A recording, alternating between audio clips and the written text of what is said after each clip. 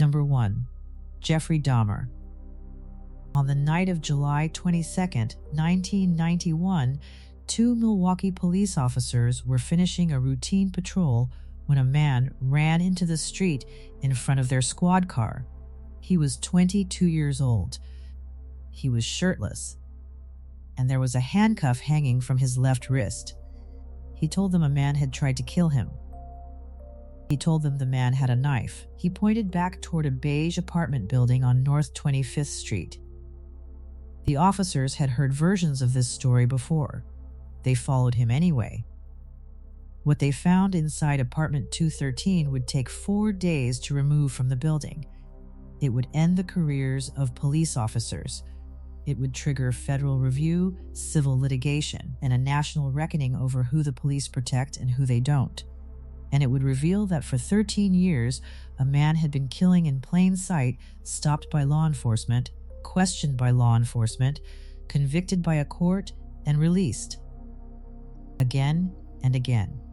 His name was Jeffrey Lionel Dahmer, and almost everyone who could have stopped him met him. Jeffrey Dahmer was born on May 21, 1960, in Milwaukee, Wisconsin. His father, Lionel, was a chemist. His mother, Joyce, was a teletype instructor. By all documented accounts, he was an ordinary infant. Photographs from those years show a small blonde boy on a swing set. There is nothing in them. The family moved several times before settling in Bath Township, Ohio, a quiet, wooded suburb outside Akron.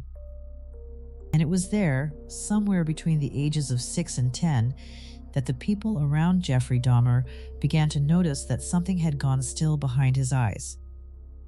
He stopped speaking in class. He stopped making friends. His mother's health deteriorated through a series of psychiatric and physical crises that consumed the household. His parents' marriage collapsed slowly and loudly across his entire adolescence. By high school, Dahmer was drinking heavily vodka in a cup at school, before 9 in the morning.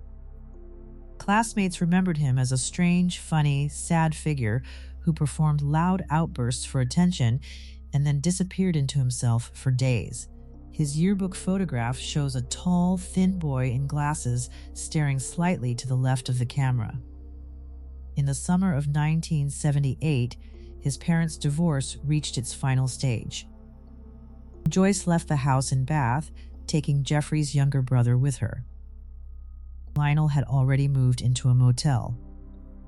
For a period of several weeks, 18-year-old Jeffrey Dahmer was alone in an empty house in the woods. Stephen Mark Hicks was 19 years old. He was hitchhiking to a rock concert on Interstate 271 when Dahmer pulled over and offered him a ride. Dahmer told him he had beer at his house. Hicks agreed to come. They drank. They talked.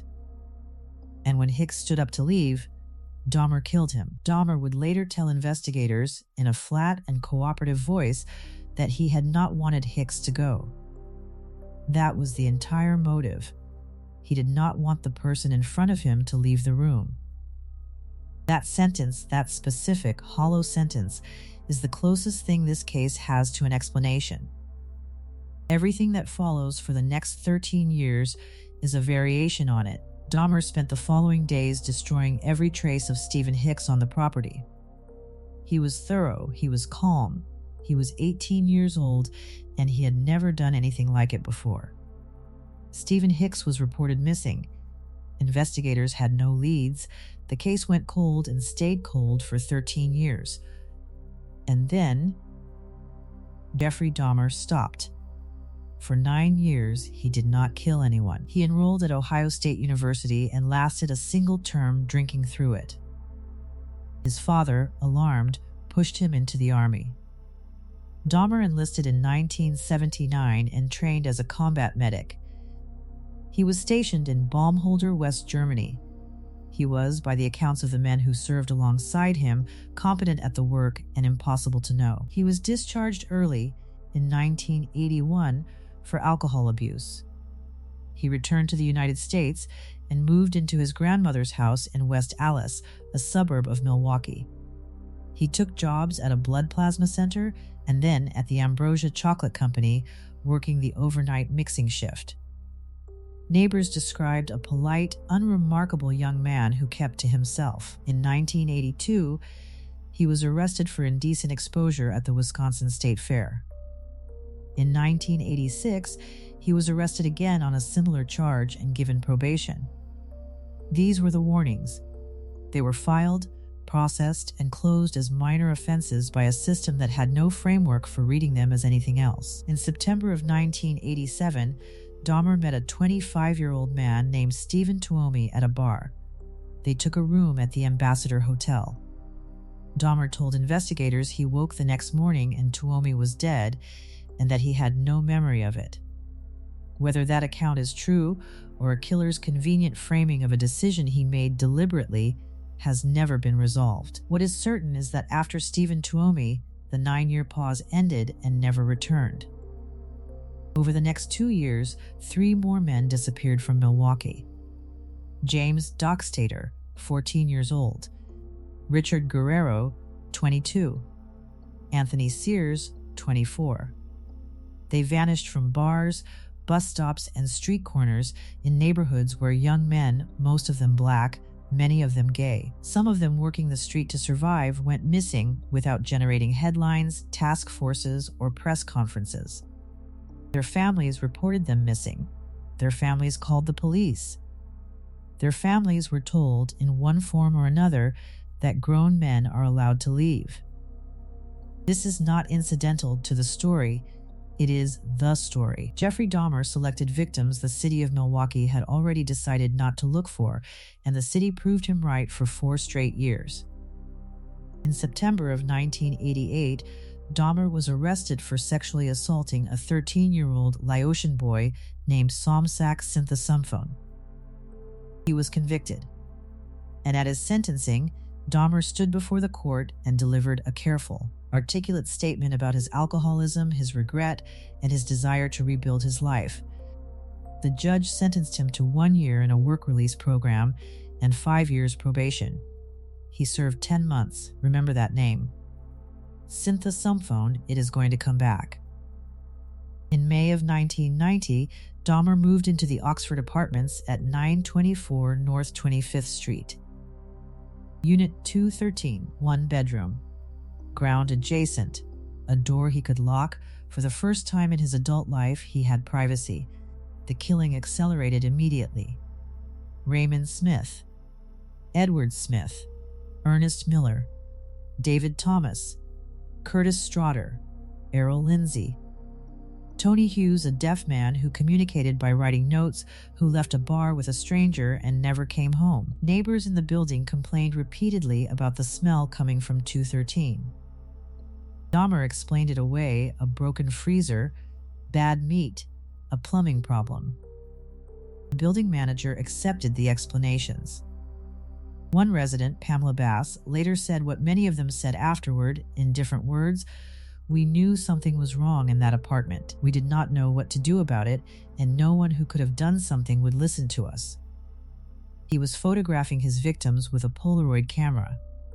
Dozens of images, cataloged and kept in a box.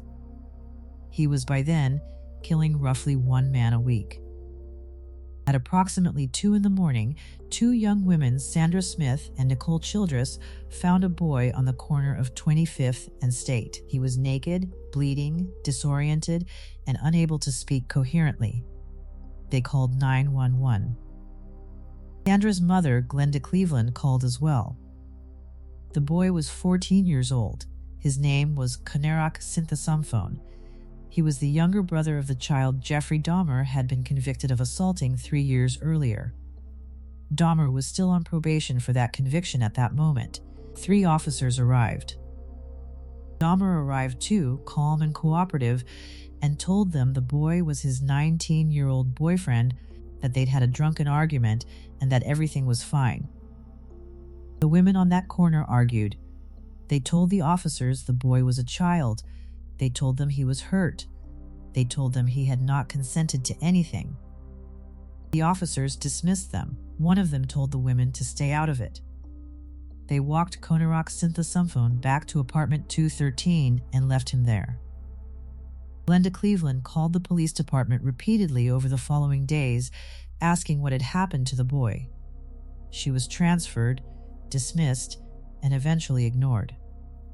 Konarak Synthasumphone died that night. Dahmer killed 4 more men in the 8 weeks that followed.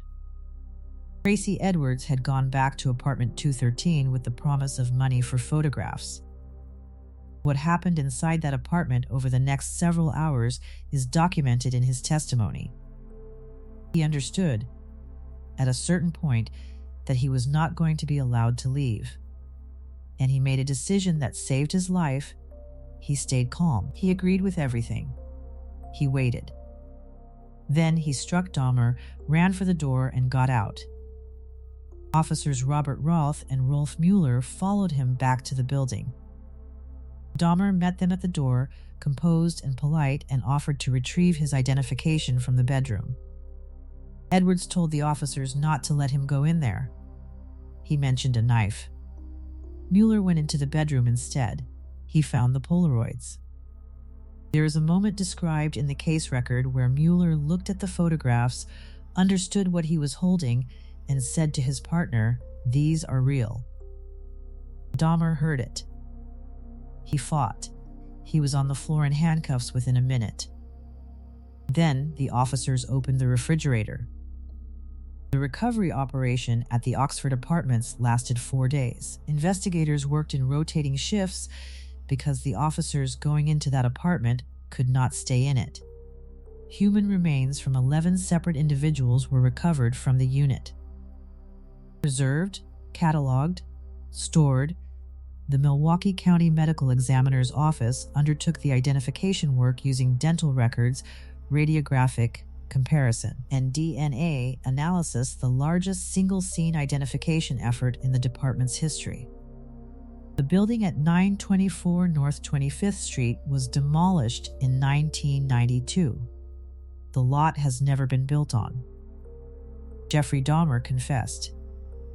Comprehensively, cooperatively, over 60 hours of interviews in a voice detectives described as unnervingly ordinary. He named victims investigators had not connected. He solved his own case. He also named Stephen Hicks, and Ohio investigators finally closed a file that had been open since 1978. He never disputed the acts. He pled guilty. The trial, which opened in January of 1992, was about one question only. Was he sane when he did it? The defense argued he was driven by a compulsion he could not control. The prosecution, led by District Attorney E. Michael McCann, argued the opposite and argued it with the strongest evidence available, Dahmer's own competence. He acquired a specific type of victim.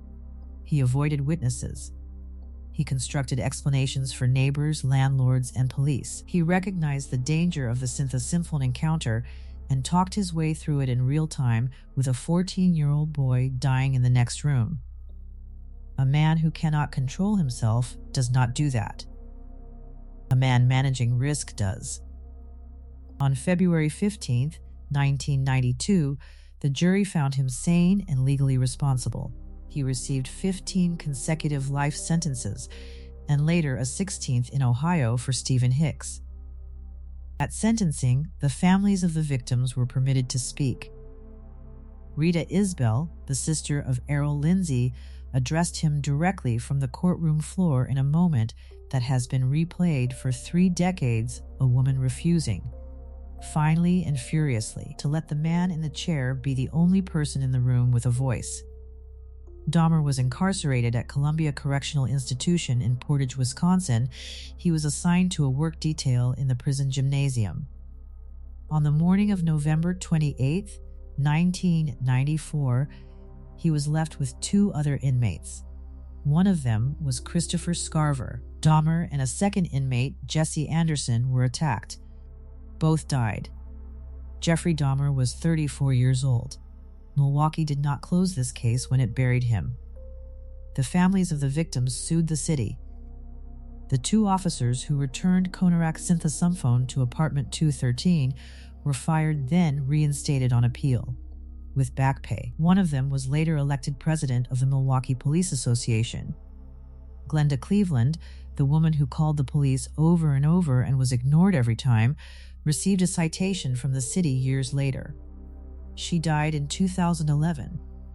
17 men and boys are dead, not because a killer was brilliant, he was not, but because he understood exactly whose disappearance a city would not investigate, and he was correct for 13 years. Stephen Hicks, Stephen Tuomi, James Doxtator, Richard Guerrero, Anthony Sears, Raymond Smith, Edward Smith, Ernest Miller, David Thomas, Curtis Straughter, Errol Lindsay, Tony Hughes, Conorak Synthesymphone, Matt Turner, Jeremiah Weinberger, Oliver Lacey, Joseph Braidhoft. Say the names. He never did. Number 2. Ted Bundy. On the afternoon of July 14th, 1974, Lake Samish State Park outside Seattle was holding a beer promotion. 40,000 people were there. Families, lifeguards, park staff, police officers off duty with their kids. And somewhere in that crowd, a young man walked up to woman after woman after woman. He had his left arm in a sling. He was polite, slightly awkward, apologetic about the inconvenience. He said he needed help lifting a sailboat onto his car. Several women said no. At least 5 later told investigators about him, and their descriptions matched almost perfectly. Mid-20s. Brown hair. Nice looking. Tan Volkswagen Beetle. He introduced himself as Ted. That afternoon, in broad daylight in front of 40,000 witnesses, 2 women disappeared from that park. Janice Ott, 23. Denise Naslund, 19, hours apart. By the end of that week, the King County Sheriff's Office had a first name, a physical description, and the make of the car. It would take them another 14 months to arrest him, and by then he would have killed across 4 more states. His name was Theodore Robert Bundy. And almost everything the public believes about him is wrong. He was born on November 24th, 1946, in Burlington, Vermont, at a home for unwed mothers. His mother, Eleanor Louise Cowell, was 22. His father was never identified with certainty. The family did what respectable families did in 1946. They lied. Ted was raised believing his grandparents were his parents and that his mother was his older sister. The arrangement held for years. The family moved to Tacoma, Washington. His mother married a hospital cook named Johnny Bundy, who gave the boy his surname and tried, without much success, to build a relationship with him. Here is where the mythology begins, so let's be precise about it. Ted Bundy was not a genius. He was an average student who was described by teachers as bright, but unremarkable. He was not a brilliant law student. He was admitted to 2 law schools on the strength of recommendation letters and dropped out of both. He failed. Repeatedly, his academic record is a trail of abandoned enrollments. He was not a smooth, magnetic seducer. Women who knew him socially in Seattle described him as intense, a little off, someone who tried too hard. His charm worked in 10-second bursts on strangers in parking lots. It did not survive sustained contact. What he actually possessed was something far more ordinary and far more dangerous. He understood that a clean-cut white man in a nice sweater asking for help does not register as a threat. That was the entire method. That was the whole trick. In 1967, he began a relationship with a woman at the University of Washington who came from money and moved with a confidence he did not have. She ended it in 1968, telling friends he had no direction and no future. Bundy took it badly in a way that people around him found disproportionate. He dropped out. He drifted.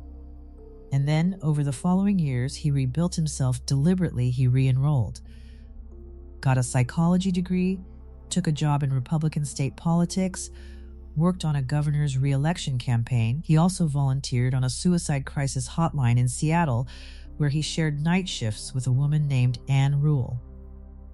She would later write the definitive book about him. She described him as kind on the phone.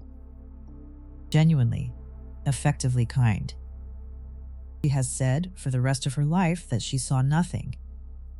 Then, in 1973, he tracked down the woman who had rejected him, courted her again with the new version of himself, got her to agree to marry him, and cut her off completely. No explanation. He stopped taking her calls. He wanted her to understand what it felt like. 2 weeks later, women in Washington state began disappearing. The first confirmed victim was Linda Ann Healy, a 21-year-old university student taken from her basement bedroom on February 1, 1974. Then Donna Gail Manson, Susan Rancour, Roberta Kathleen Parks, Brenda Ball, Jorgen Hawkins, taken from an alley behind a fraternity house, feet from her front door. The pattern that emerged terrified investigators, because there wasn't one. The women were not connected to each other. They were taken from campuses, parking lots, and their own bedrooms. There was no consistent point of contact and no physical evidence at the scenes. What there was, increasingly, was a witness who had said no, a woman approached by a man with a broken arm, or crutches, or a load of books he couldn't manage. A woman who had a bad feeling and walked away, and later read the newspaper and understood exactly how close she had come. Bundy left dozens of those women alive behind him. They are the reason there is a case at all. In the autumn of 1974, he moved to Salt Lake City for law school. Within weeks, Utah began losing women. Nancy Wilcox, Melissa Smith, the 17-year-old daughter of the Midvale chief of police, Laura Aim, Debra Kent, taken from a school parking lot during a theater production. And on November 8, 1974, at a shopping mall in Murray, Utah, a man in a sport coat approached an 18-year-old named Carol Duranch. He identified himself as a police officer. He told her someone had tried to break into her car and asked her to come with him to file a report. She went. She got into his Volkswagen. And then something in her recalculated the car was wrong. The direction was wrong. This was not what police officers did. She fought him. She got the door open. She got out onto the road and flagged down a passing couple. Carol Duranch survived Ted Bundy and then did something harder. She testified. She sat in a courtroom and identified him under oath while he stared at her, and she did not fold. Her testimony is the reason he was ever in custody at all. He moved on to Colorado. Karen Campbell, taken from a hotel corridor in Snowmass in January of 1975 while walking back to her room from the lobby. Julie Cunningham, Denise Oliverson, Lynette Culver, Susan Curtis. He was caught on August 16, 1975 by a highway patrol sergeant in Granger, Utah, who noticed a Volkswagen cruising a residential street with its lights off at 2 a.m. Routine stop. Bundy ran briefly, then complied. In the car, a crowbar, an ice pick, rope, handcuffs, and a ski mask. The passenger seat had been removed.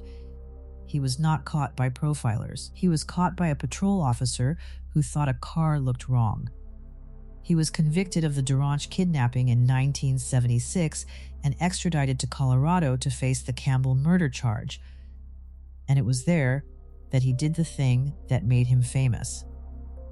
On June 7, 1977, Bundy was permitted to use the law library at the Pitkin County Courthouse in Aspen, unshackled, because he was representing himself. He walked to a second-floor window, opened it, and jumped. He was free for 6 days. He was recaptured because he stole a car and drove it badly. Then, on December 30th, 1977, he did it again. He had spent months starving himself down to fit through a light fixture opening in the ceiling of his cell in Glenwood Springs. He crawled through the crawl space, dropped into a jailer's apartment, walked out the front door, and had a 17-hour head start before anyone noticed the empty bed. He got to Chicago, then Ann Arbor, then Atlanta.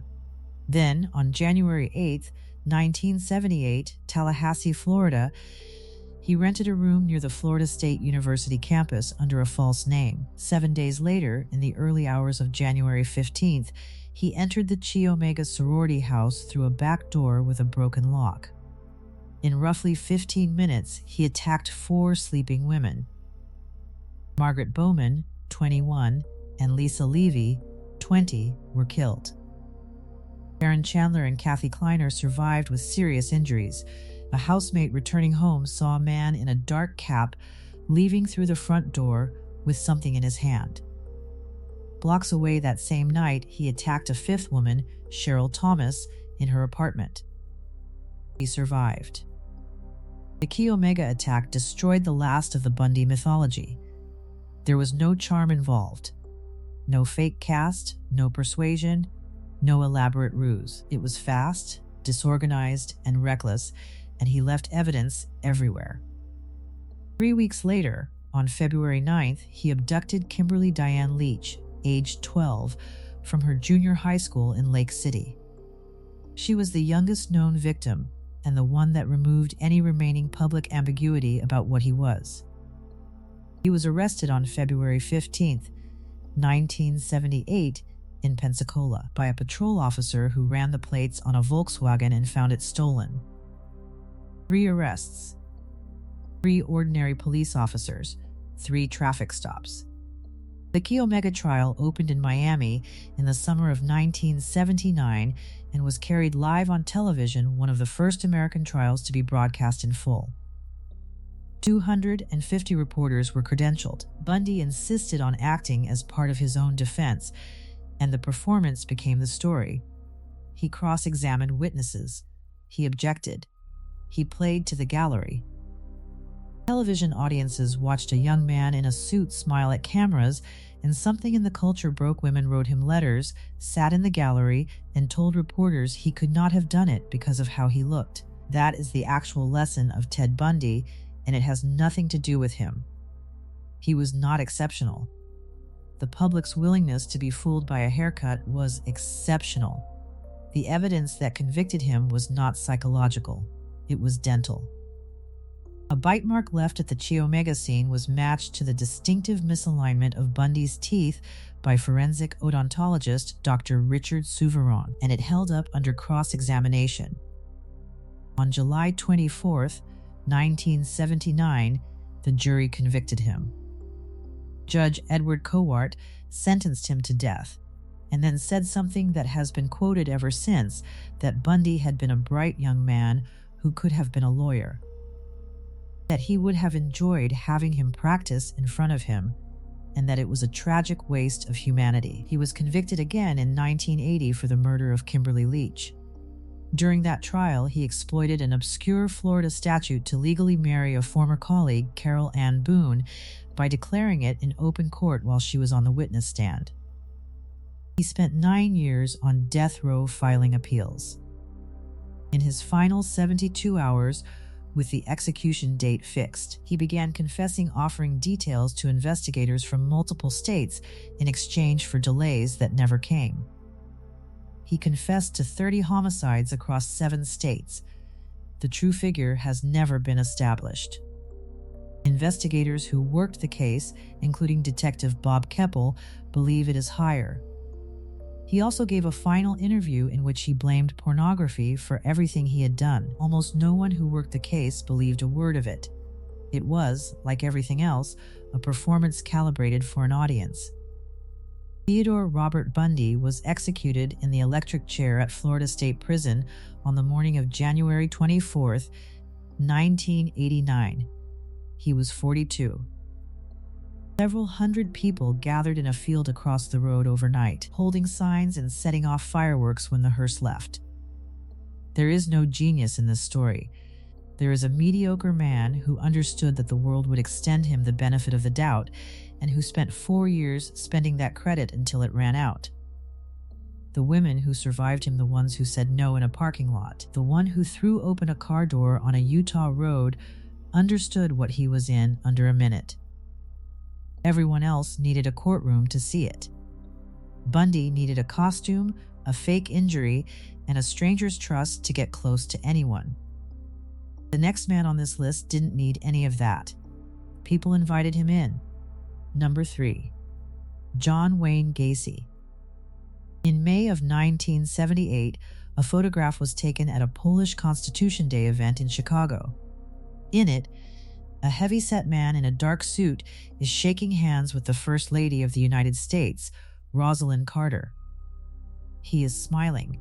She signed the print for him. On his lapel is a small pin marked with the letter S. It indicated he had been granted special Secret Service clearance to be that close to her. At the moment that photograph was taken, there were 29 bodies buried under his house. He was a licensed contractor with a crew of young employees. He was a Democratic precinct captain who organized community events. He had been named Man of the Year by a civic organization. He hosted summer parties in his back garden for hundreds of neighbors, and he performed at children's hospitals and parades in a clown costume he had designed himself. His name was John Wayne Gacy. And unlike almost every other man on this list, he was never hiding. He was standing in the middle of his community, holding a position of public trust and using it as armor. He was born in Chicago on March 17, 1942. His father was a machinist and an alcoholic, and the household ran on his moods. Gacy was overweight, physically frail, and diagnosed with a congenital heart condition that kept him off sports fields and inside the house. He spent his childhood trying and failing to earn approval from a man who had decided early that his son was a disappointment. That dynamic, the desperate performance of respectability, the need to be seen as a success by everyone in the room, is the single most consistent thread in his entire life. He dropped out of high school. He drifted through sales jobs, and then in 1964, he married a woman named Marlon Myers, whose father owned several Kentucky Fried Chicken franchises in Waterloo, Iowa. Gacy moved to Waterloo and took over management of the restaurants. And for the first time, he was somebody. He joined the Jaycees, a young businessman's civic organization, and he threw himself into it with an intensity that other members found remarkable. He organized. He volunteered. He climbed. He was elected vice president of the Waterloo chapter and named Man of the Year. Then, in 1968, a teenage boy named Donald Voorhees told his father that Gacy had assaulted him. The investigation that followed established a pattern. Gacy denied it, then attempted to intimidate the accuser. He hired a young man to threaten Voorhees into silence, and that arrangement collapsed when the hired man went to the police himself. Gacy pleaded guilty and was sentenced to 10 years at the Anamosa State Penitentiary. He served 18 months. Inside, he was a model prisoner. He worked. He took classes. He impressed staff. He was paroled in June of 1970, having served less than a fifth of his sentence. His wife divorced him, and he never saw his children again. He moved back to Chicago and moved in with his mother. In February of 1970, 8 months after his release, Gacy was arrested again, accused of luring a teenage boy into his car and assaulting him. The case never went to trial. The accuser did not appear in court, and the charge was dismissed. And here is the failure that made everything after it possible. Gacy was on parole from a conviction for exactly this offense. That arrest should have gone straight to his parole board and sent him back to prison. It never reached them. The notification was not made. The Iowa Board of Parole discharged him from supervision that October, unaware the arrest had ever happened. By then, he had bought a modest brick ranch house at 8213 West Somerdale Avenue in an unincorporated pocket of Cook County outside the Chicago city limits. The house sat low. It had a crawl space beneath the floor, about 2 feet high, accessible through a hatch in a closet. He started a construction company called PDM Contractors and staffed it, deliberately, with teenagers and young men, cheap labor, flexible hours, no questions. He married again in 1972 to a woman named Carol Hoff, who moved in with her 2 daughters. Within a couple of years, she was complaining constantly about a smell in the house. Gacy told her it was moisture in the crawl space. He told her it was dead rodents. He poured bags of lime down the hatch and told her it would fix it. They divorced in 1976. She never suspected what was actually beneath her, and in his spare time, John Wayne Gacy put on grease paint and became Pogo the Clown. He performed at block parties, hospitals, and civic parades. He had made the costume himself. The one detail professional clowns noticed and mentioned afterward was that he had painted the corners of the mouth into sharp points. The convention is to round them so as not to frighten children. The first known victim was Timothy McCoy, 16, killed in January of 1972. Over the following 6 years, at least 32 more young men and boys disappeared into that house. Most were between 14 and 21. Many were lured with the offer of construction work. Some were employees who already worked for him. John Butkovich was 17 and on the PDM payroll. He went to Gacy's house in July of 1975 to collect wages he was owed, and he never came home. His parents did not accept it. They called the Chicago police repeatedly over the next 3 years by their own account, more than 100 times asking someone to look at the contractor their son had gone to see.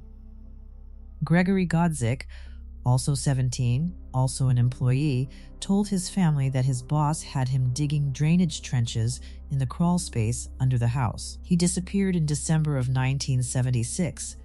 He had dug his own grave and did not know it. John Sick was 19 when he vanished in 1977. Gacy sold his car afterward and kept his class ring. There were reports. There were missing persons files. There were parents standing at counters in police stations across 2 jurisdictions saying the same contractor's name, but the victims were teenage boys and young men, many from working-class families, some who had left home before or had run away in the past. Case after case was classified as a voluntary disappearance.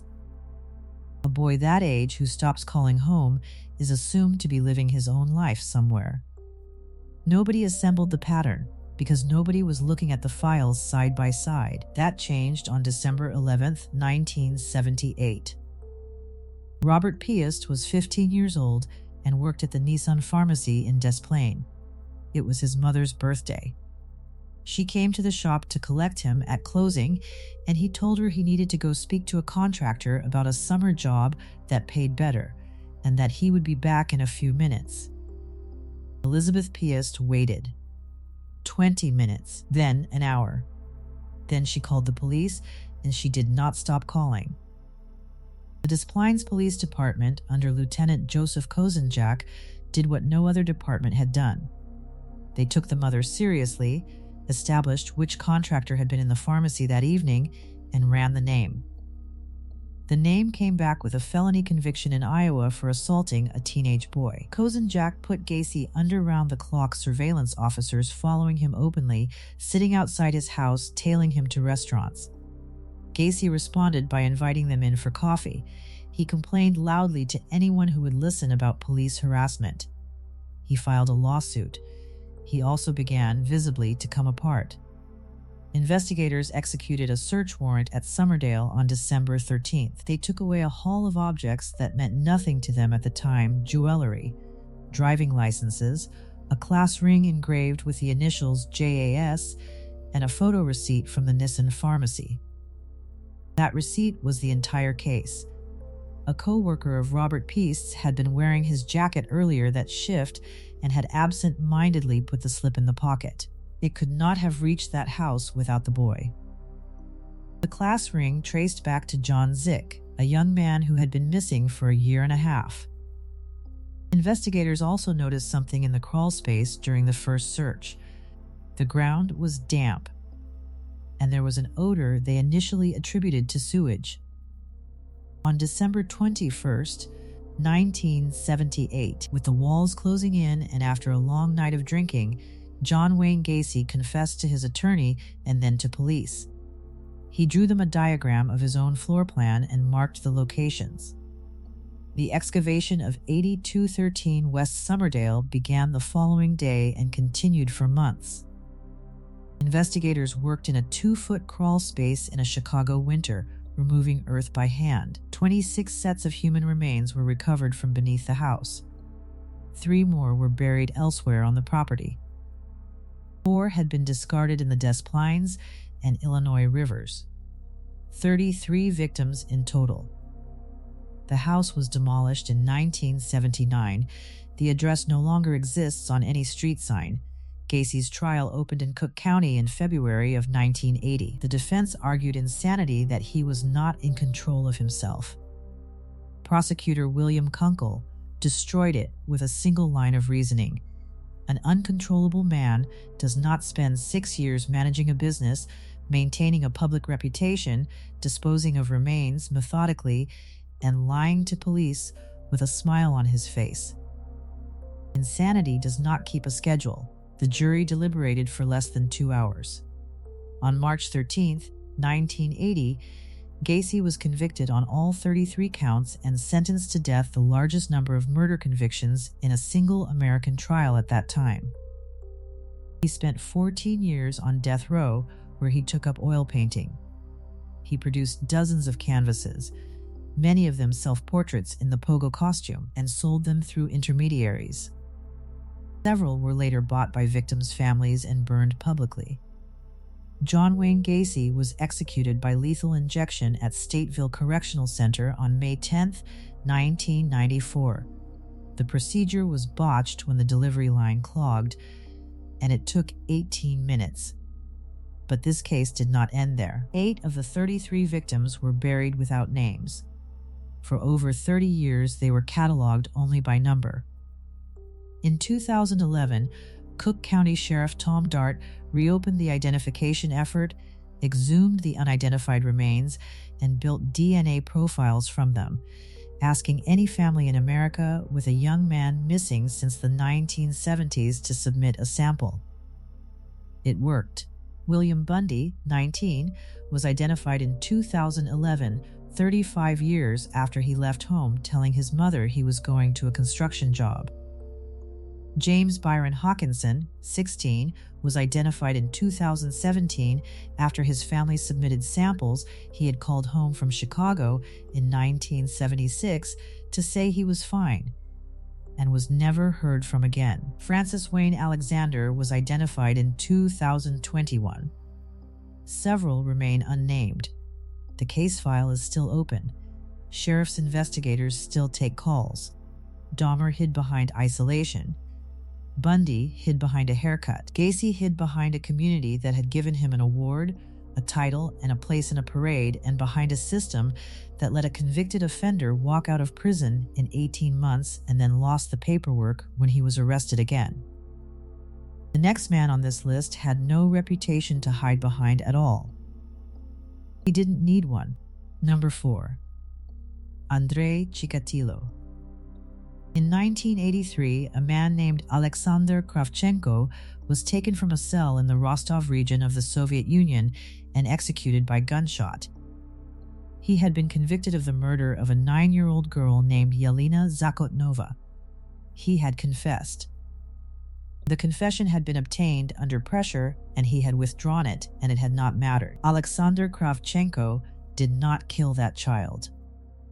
The man who did was, at that moment, working as a supply clerk for a factory in Shakhty, traveling the region freely by train, carrying a briefcase, wearing thick spectacles and a suit, and killing roughly one person every 6 weeks. He would not be stopped for another 7 years. By the time he was, at least 52 people were dead. An innocent man had been executed for one of the murders, and several other innocent men had been driven to confess to crimes they had nothing to do with. His name was Andrei Romanovich Chikatilo. And his case is not really the story of one man. It is the story of a state that could not admit what was happening inside it. He was born on October 16, 1936, in a village in the Ukrainian Soviet Socialist Republic, into the aftermath of one of the worst famines of the 20th century.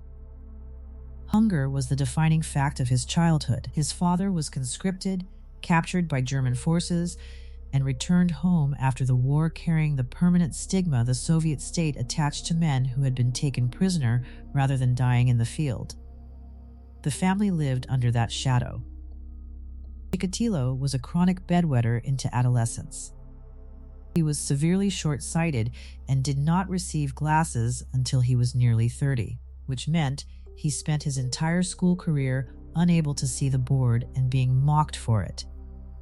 He was physically weak, socially invisible, and humiliated constantly.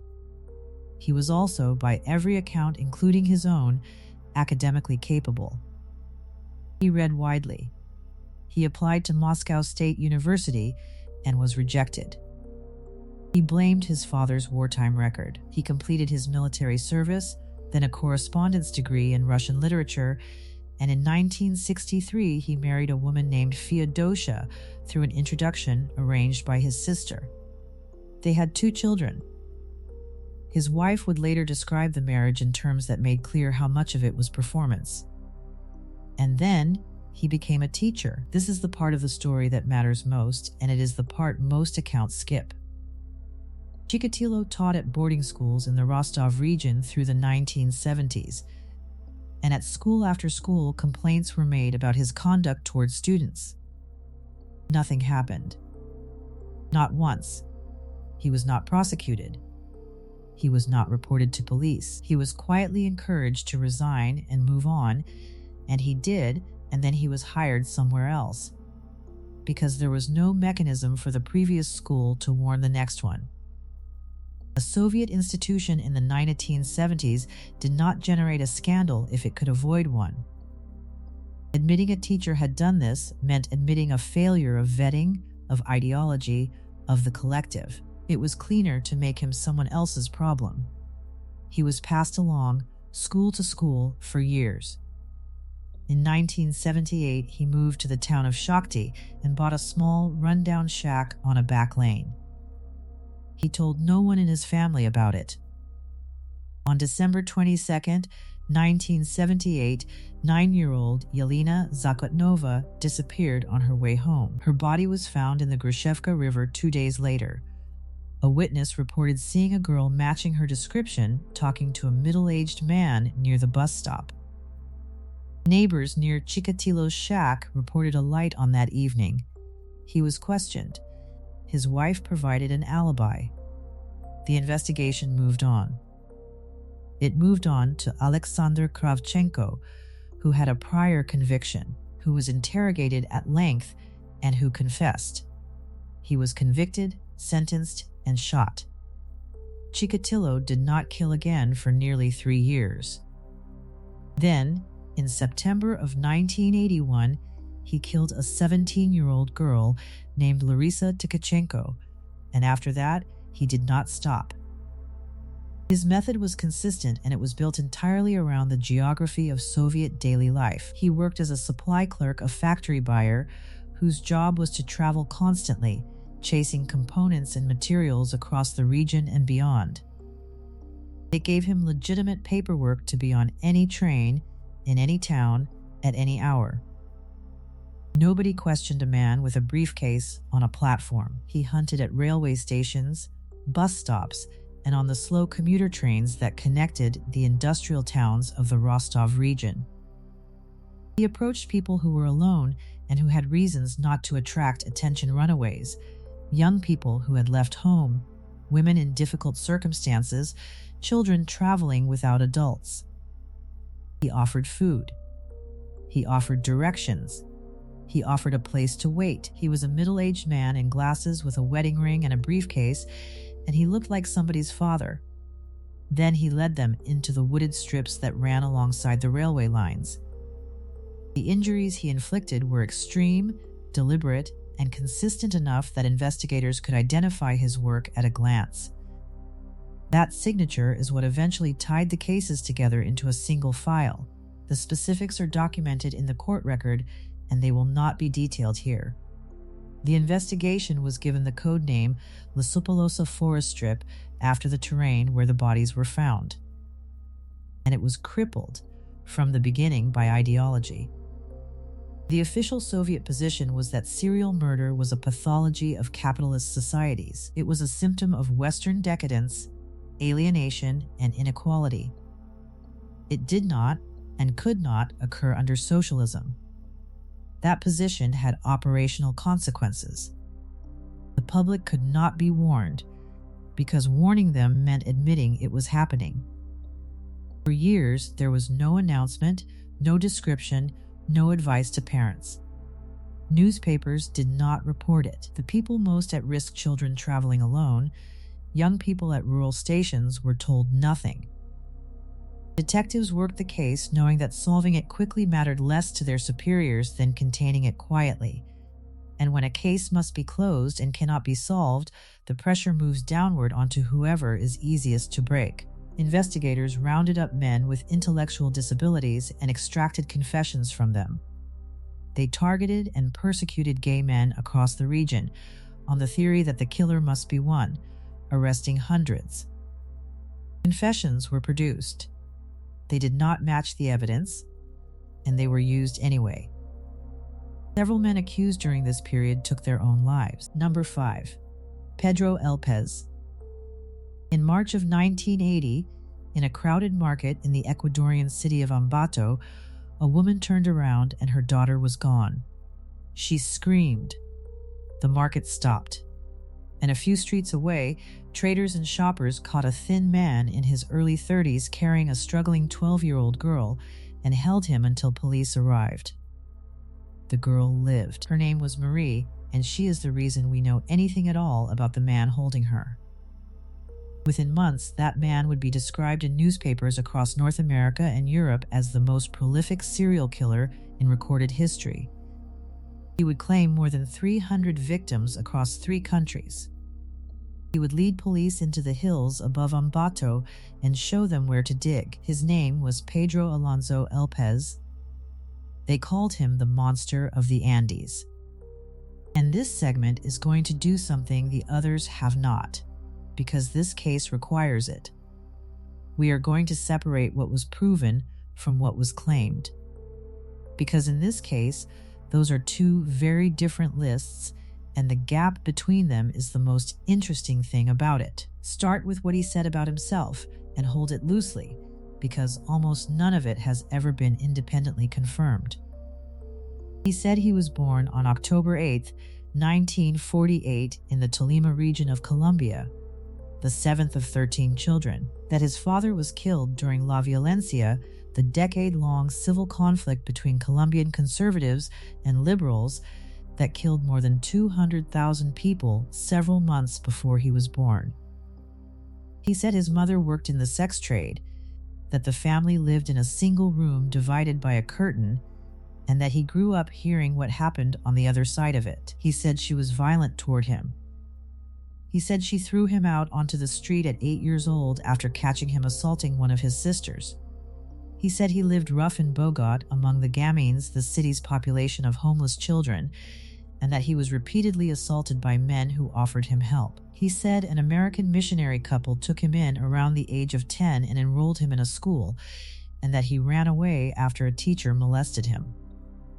Now, here's the problem. His mother gave interviews decades later and denied nearly all of it. She said he was not thrown out. She said he ran away. She rejected his account of her violence. Some records list her occupation not as a sex worker, but as a laundry worker.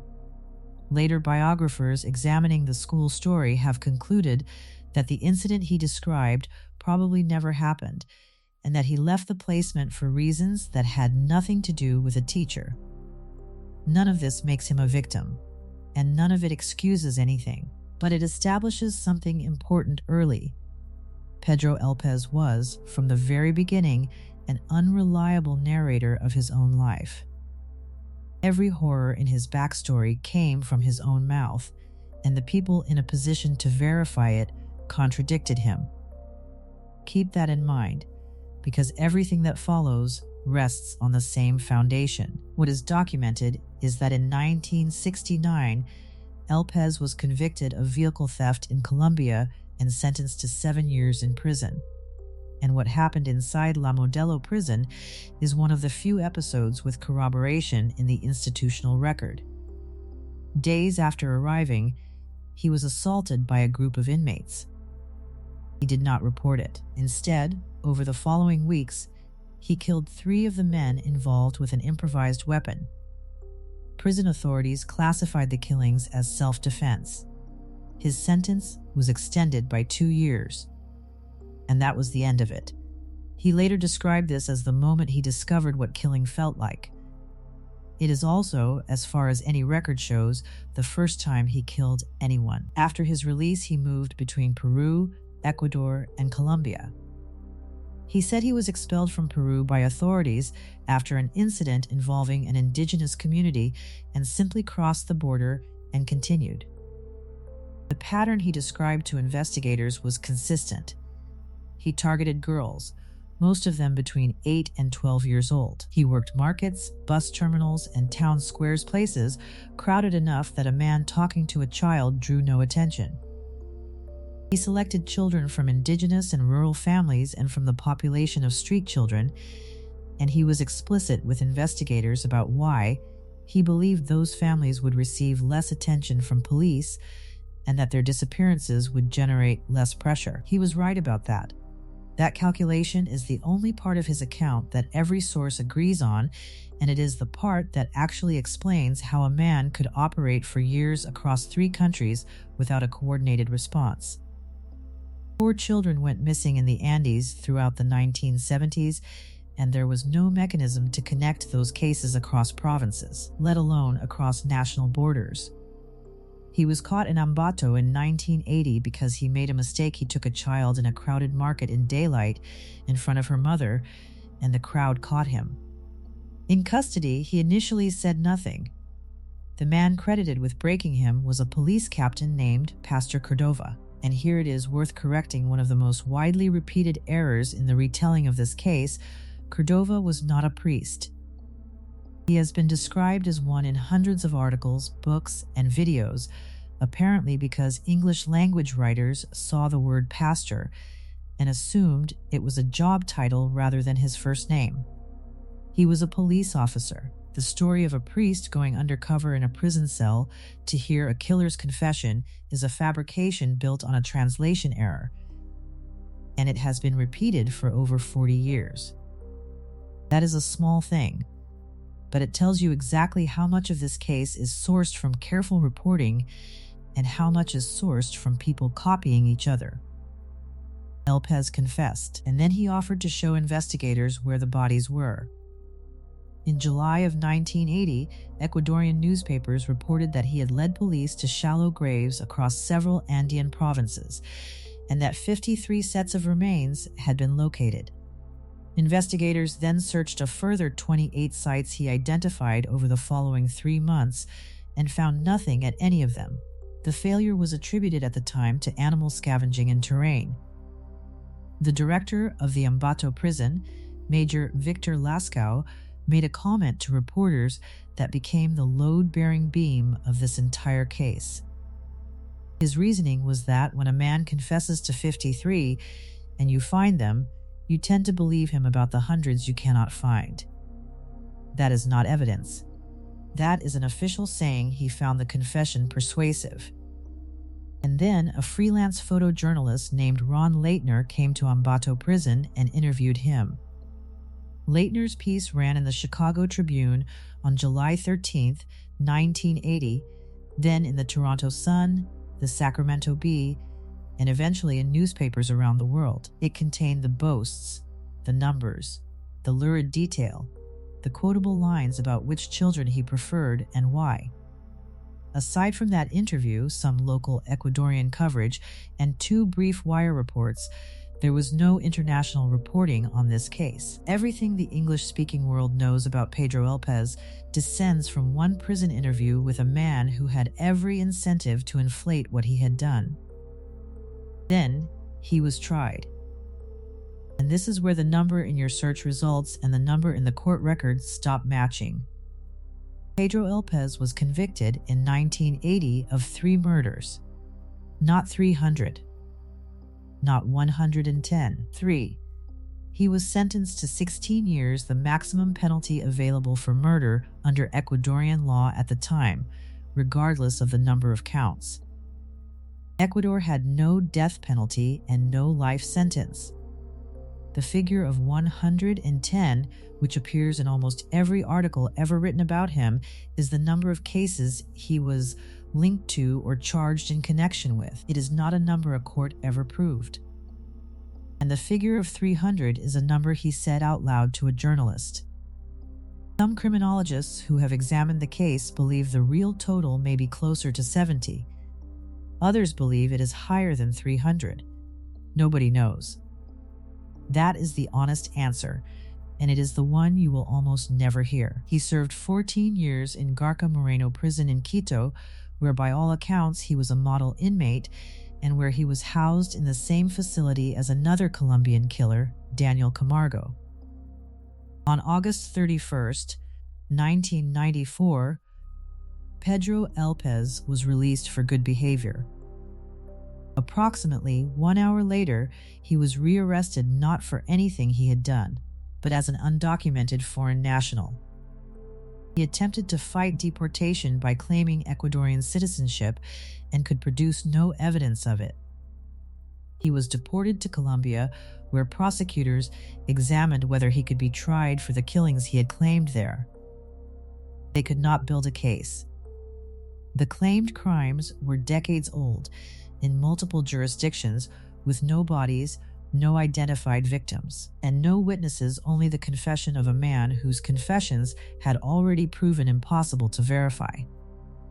Instead, he was held on an outstanding charge, assessed by psychiatrists, declared mentally unfit, and committed to a hospital in Bogotá. In 1998, he was examined again, declared sane, and released on bail of roughly $50 United States, with an instruction to report for follow-up treatment. He never did. The last confirmed record of Pedro Alonso Elpez places him in September of 1999. After that, nothing. Interpol issued a notice in 2002 in connection with a Colombian murder. In 2005, that notice was quietly removed. He would be in his late 70s today. There is no confirmed sighting, no death certificate, no grave, and no serious investigation still running. He is simply gone. So what do you actually do with a case like this? You tell it accurately, which almost nobody does. Pedro Elpez was a convicted child murderer. He killed 3 men in a Colombian prison. Remains were recovered in the Andes on the strength of his directions. Those things happened. Whether he killed 70 people or 300 is a question that has never been answered, because nobody with authority ever seriously tried to answer it, and because the countries where those children disappeared had no system capable of counting them in the first place. That is the real horror of this case, and it has nothing to do with the number. Hundreds of poor and indigenous children went missing across 3 South American countries in the 1970s, and the institutions that should have been looking for them were not built to notice. A man exploited that gap for over a decade. When he was finally caught, the same institutions could only convict him of 3 killings, held him for 14 years, and then let him walk out on a $50 bond. He is the most famous serial killer nobody can verify, and he is, as far as anyone knows, still out there. The next man on this list left no room for doubt at all. Every single one of his victims was documented by him. Number 6. Luis Garavito. In 1999, a Colombian court sentenced a man to 1,853 years in prison. It is one of the longest sentences ever handed down by any court anywhere in the world. Newspapers printed the number in enormous type. It felt, to a country that had spent 7 years losing its children, like something close to justice. It was theater. Colombia's constitution prohibits the death penalty and requires sentences to run concurrently, not consecutively. The maximum a person could actually serve at that time was 30 years. And in 2006, because he had confessed and cooperated with investigators, a court reduced his sentence to 22 years. 22 years for the murders of at least 138 children. His name was Luis Alfredo Garavito Cubillos. Colombia called him La Bestia, the Beast. He is, by confirmed count, one of the most prolific murderers in recorded human history. And almost nobody outside Latin America knows his name. He was born on January 25, 1957, in Nova, in Colombia's Quindío Department coffee country, mountainous and poor. He was the eldest of 7 sons. He attended school for only a few years. He described a childhood of severe abuse at the hands of his father and of several neighbors. Unlike some of the accounts in this video, the broad outline of this has been corroborated by people who knew the family. Colombia in the 1950s and 60s was still absorbing La Violencia, the civil conflict that killed more than 200,000 people. The Garavito family, like millions of others, was displaced by it and moved west. He left home young and drifted. He worked as a street vendor and then in shops. He sold religious articles, prayer cards, small icons, images of saints moving town to town. He drank heavily. He had a documented history of psychiatric treatment and at least one suicide attempt. People who knew him in this period described a quiet, unremarkable man who was easy to forget. And beginning in 1992, when he was 35, he began traveling Colombia and killing children. His method was built on 2 things: disguise and the invisibility of poor children in a country at war. He would arrive in a town he had no connection to. He would present himself as someone a child had been taught to trust: a monk, a priest, a representative of a charity distributing aid, an elderly or disabled man who needed help carrying something, a farm labor recruiter offering paid work. He carried the props to sell it. Colombian media eventually gave him the nickname El Cura, the priest, because of how often he used that particular disguise. He approached boys, most of them between 8 and 16. He offered small amounts of money, or sweets, or the promise of work. And because his targets were the children of street vendors, the children of displaced families, and children living rough, the offer of a day's wages was not a small thing. He led them out of the towns and into sugarcane fields, coffee plantations, ravines, and empty rural land. What happened there is documented in the court record. The injuries were extreme and deliberate, and this video is not going to detail them because the victims were children and there is nothing to be gained from it. Then he moved on. A different town, a different department, a different disguise. He killed across at least 11 of Colombia's 32 departments, and he is believed to have killed in Ecuador as well. That geography is the reason he was not caught for 7 years. Colombia in the 1990s had no unified national missing persons database, no forensic system capable of linking cases across departmental lines, and a homicide rate among the highest on earth. It was in the middle of an armed conflict involving guerrilla groups, paramilitaries, cartels, and the state, which had displaced millions of people internally. Children moved constantly. Families were scattered. A boy who disappeared from a market in one department was not connected to a boy who disappeared from a bus station 400 kilometers away because there was no mechanism to connect them and no institution assigned to try. Bodies were found throughout the 1990s. Individually, they were logged as isolated crimes in a country drowning in them. The pattern broke into view in 1997 near the city of Pereira, when investigators uncovered a site containing the remains of 36 boys. That number could not be absorbed into the background noise. It triggered a national response and, for the first time, a coordinated effort to gather every similar case from every department into one file. What emerged was staggering, cases stretching back 5 years across the country with a consistent victim profile and consistent signatures. The prosecutor's office assembled a task force.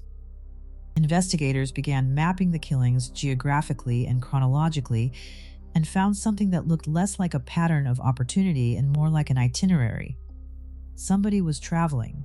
The arrest, when it came, had nothing to do with the task force.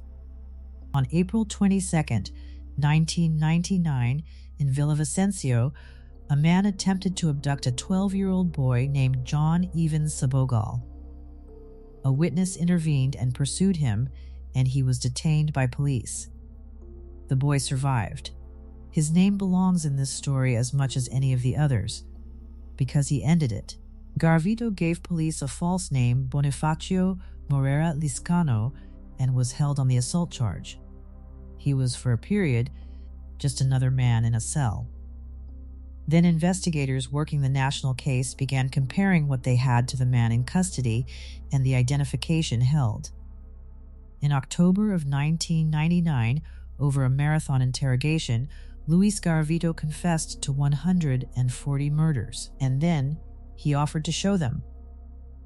Over the following months, he led investigators to burial sites across the country. He recalled locations with precision, years after the fact, which valley, which field, how far from which road. He had kept records. Garavito maintained notebooks in which he tracked his own activity, including tallies. Investigators used them, along with his recollections, to locate remains and to establish a timeline. That detail is what separates this case from Pedro Elpez's. There is no ambiguity here, no reliance on a prisoner's boast to a journalist. There were remains. There were sites. There were forensic identifications. There was documentation in his own handwriting. He was formally convicted in the murders of 138 children.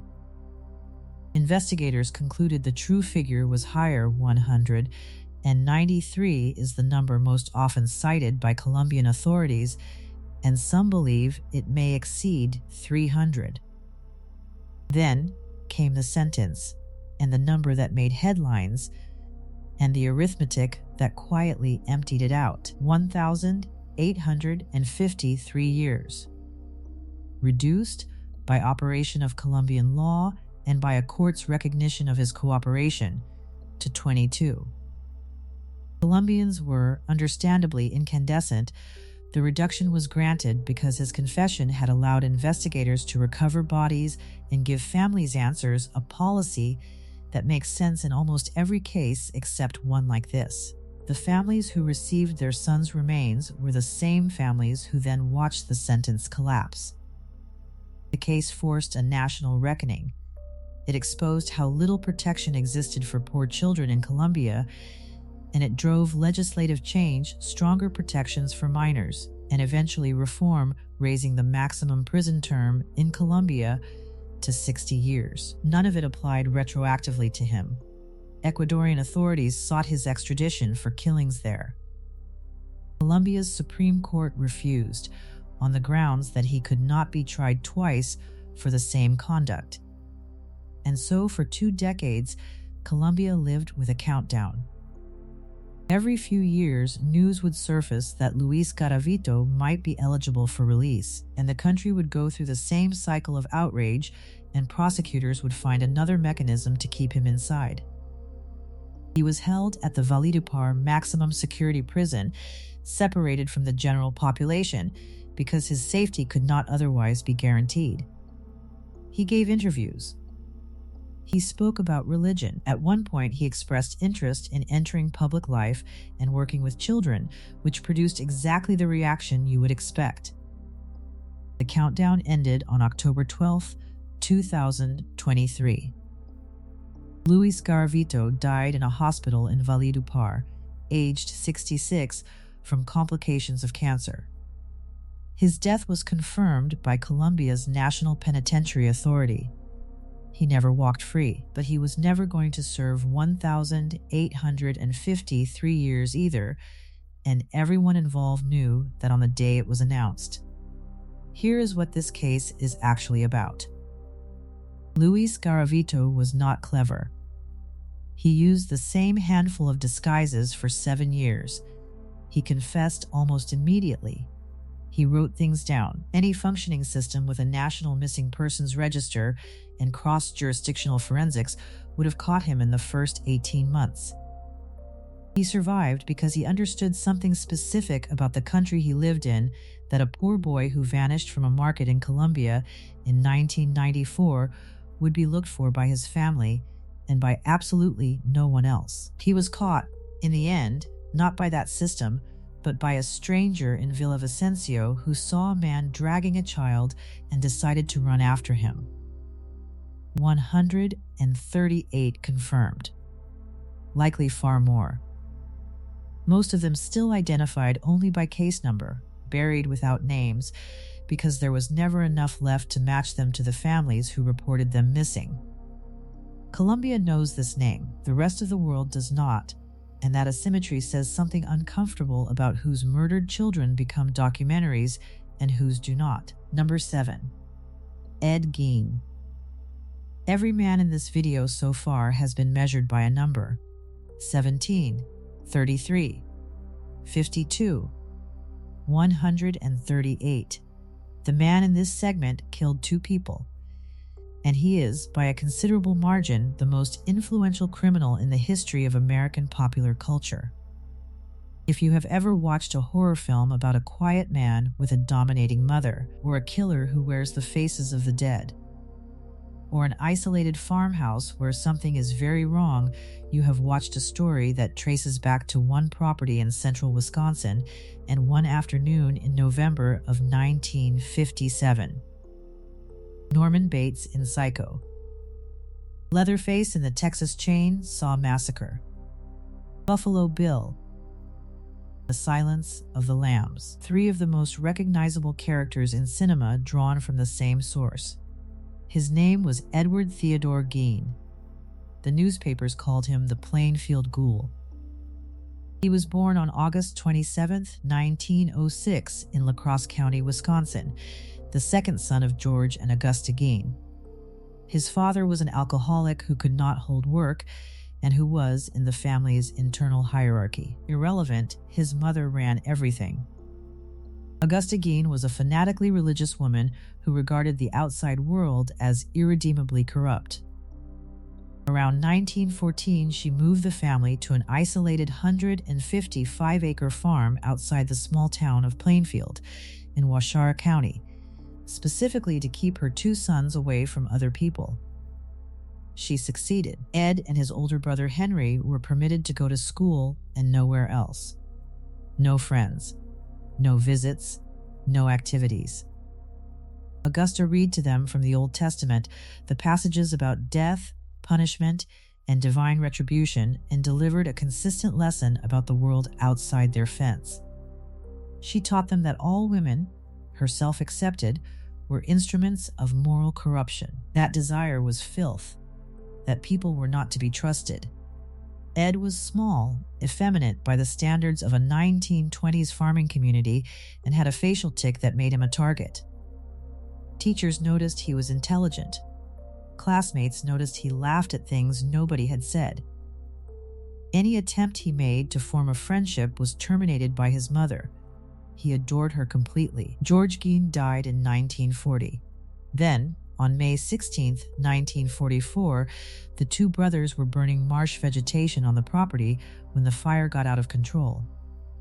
Ed reported his brother missing. A search party formed, and Ed Gein led them directly to Henry's body, in the dark, across acres of burned ground, without hesitation. Henry was lying face down. He was not burned. There was bruising on his head. The ground around him showed no fire damage. The cause of death was recorded as asphyxiation. No investigation followed. The local authorities did not consider the possibility that a man might kill his brother, and it was not raised again for over 20 years. Henry, in the months before he died, had begun criticizing their mother in front of Ed, questioning her hold on the family, worrying aloud about what she had done to his younger brother. Augusta suffered a stroke shortly afterward and died on December 29, 1945. Ed Gein, at 39 years old, was alone for the first time in his life. He said later that he had lost his only friend and the only person who had ever loved him. He was now the sole occupant of a large farmhouse in the middle of nowhere. What he did next is the detail that explains everything else. He boarded up the rooms his mother had used: the parlor, the downstairs bedroom, the upstairs, and sealed them. They stayed exactly as she had left them for 12 years. Dusted, untouched, preserved, he lived in the kitchen and a small room beside it, in conditions that deteriorated steadily, while the shrine to his mother sat behind nailed doors on the other side of the wall. He supported himself doing odd jobs around Plainfield handyman work, snow clearing, and babysitting, which local families were happy to have him do. He was regarded as odd but harmless, a shy, quiet bachelor, someone you waved to. He read constantly. Pulp adventure magazines, true crime periodicals, anatomical texts, and accounts of Nazi medical atrocities from the recently ended war. And beginning in the late 1940s, Ed Gein started reading the obituary columns in the local papers. He would note the funerals of middle-aged women in nearby towns, wait until after the burial, and go out at night to the cemetery with a shovel. He robbed at least 3 local graveyards over roughly 5 years. He selected women who resembled his mother. He later told investigators he had sometimes acted in a kind of daze, and that on some occasions he had reconsidered and refilled the grave. When examiners exhumed several of the plots he identified, they found them empty exactly as he had described. This is the part that unsettles people most, and it is worth being precise about why. For roughly a decade, a man in central Wisconsin was quietly removing bodies from local cemeteries and taking them home, and no one noticed anything at all. Then, on December 8, 1954, a tavern owner named Mary Hogan disappeared from her bar in Pine Grove. There was blood on the floor and a spent cartridge case. There was no other trace of her. Gein was known to have frequented the tavern. He had made comments about her. Someone in Plainfield, in the years afterward, joked to him that Mary Hogan had gone missing, and he replied that she was not missing, she was at his farm. Everyone laughed. Ed Gein said strange things. On the morning of November 16, 1957, Bernice Worden opened her hardware store in Plainfield. It was the first day of deer season, and the town was effectively empty. Her son, Frank Worden, was a deputy sheriff. He returned that afternoon to find the store locked, the lights on, and a trail of blood across the floor. The cash register was gone, and the last sales receipt written that morning was for a gallon of antifreeze. Frank Worden knew immediately who had asked about antifreeze. Ed Gein had been in the store the previous evening, had inquired about it, and had asked his mother whether she would like to go roller skating. Officers drove out to the Gein farm that evening. Gein was not home. They went to the summer kitchen, an outbuilding attached to the property, with flashlights. One of the deputies walked into something suspended in the dark. Bernice Worden's remains were found there. She had been shot with a small caliber rifle and brought to the property. Then they opened the house. What Waushara County officers found inside that farmhouse over the following hours is documented in the case inventory, and it does not need to be cataloged here. The essential fact is this: Ed Gein had spent a decade fashioning ordinary household objects, furniture coverings, containers, items of clothing, wearable masks out of human remains taken from graves. Mary Hogan's remains were among them, which closed a 3-year-old disappearance. The officers who searched that property were farmtown lawmen who had never handled anything worse than a traffic fatality. Several of them never worked again. Sheriff Art Schlee, who led the search, struck Gein during the initial interrogation, slammed his head against a wall, and in doing so rendered that first confession inadmissible in court. Schlee died of heart failure in 1968 at 43 years old before he could testify at the trial. People who knew him said the case killed him. The story broke nationally within days, and it broke into a country that was not prepared for it. 1957 America understood crime as something that happened in cities, driven by money, alcohol, or organized interests. It had no framework for a quiet handyman in a farming town of 700 people. Reporters descended on Plainfield. Thousands of sightseers drove past the property. The farmhouse burned to the ground on March 20th, 1958, shortly before it was to be auctioned. The fire was arson and was never solved. When Gein was told, he reportedly said only that it was just as well. His car was sold at auction and toured county fairs as an attraction at 25 cents a look. Gein was examined and found unfit to stand trial, and was committed to Central State Hospital for the Criminally Insane in Waupun. 11 years later, in 1968, he was found competent. He was tried for the murder of Bernice Worden alone. The county could not afford to prosecute both cases. Judge Robert Gallmar heard the case without a jury, found him guilty of first-degree murder, and then, in the second phase, found him not guilty by reason of insanity. He was returned to institutional care for the rest of his life. Gallmar later wrote a book about the case and stated plainly that he believed Ed Gein had also murdered his brother Henry in 1944.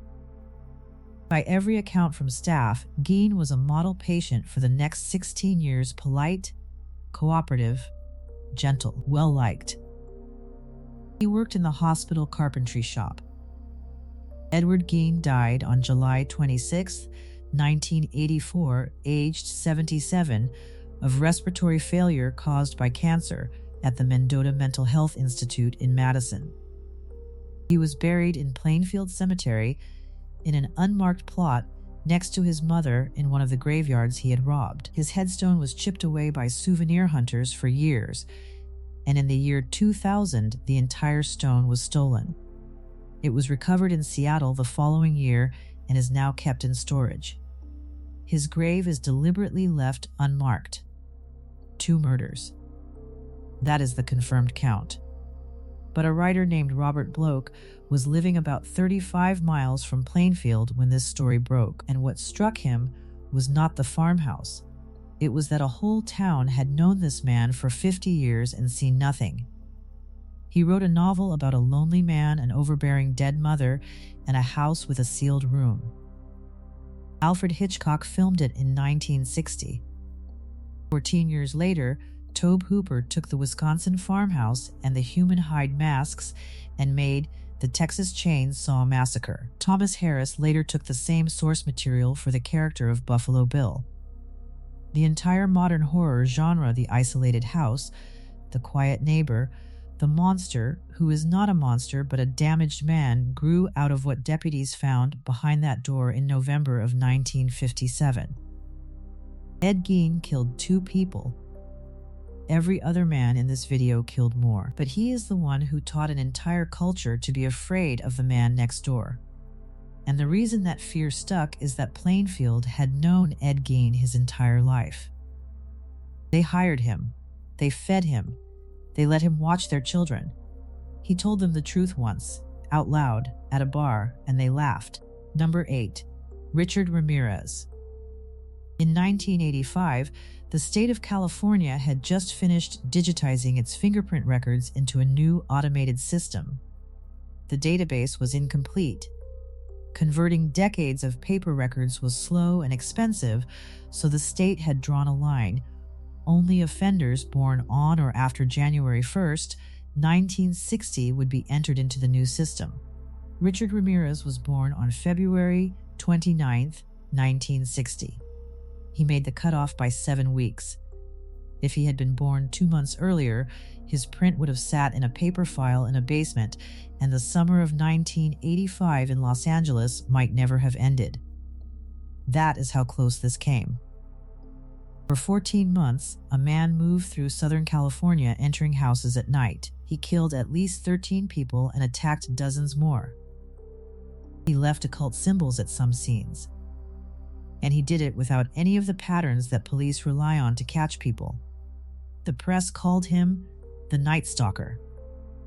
He was born Ricardo Leiva Muoz Ramirez in El Paso, Texas, the youngest of 5 children of Mexican immigrant parents. His father, Julian, was a former police officer in Ciudad Juarez who worked as a laborer on the Santa Fe Railroad and who was, by his family's account, subject to violent rages.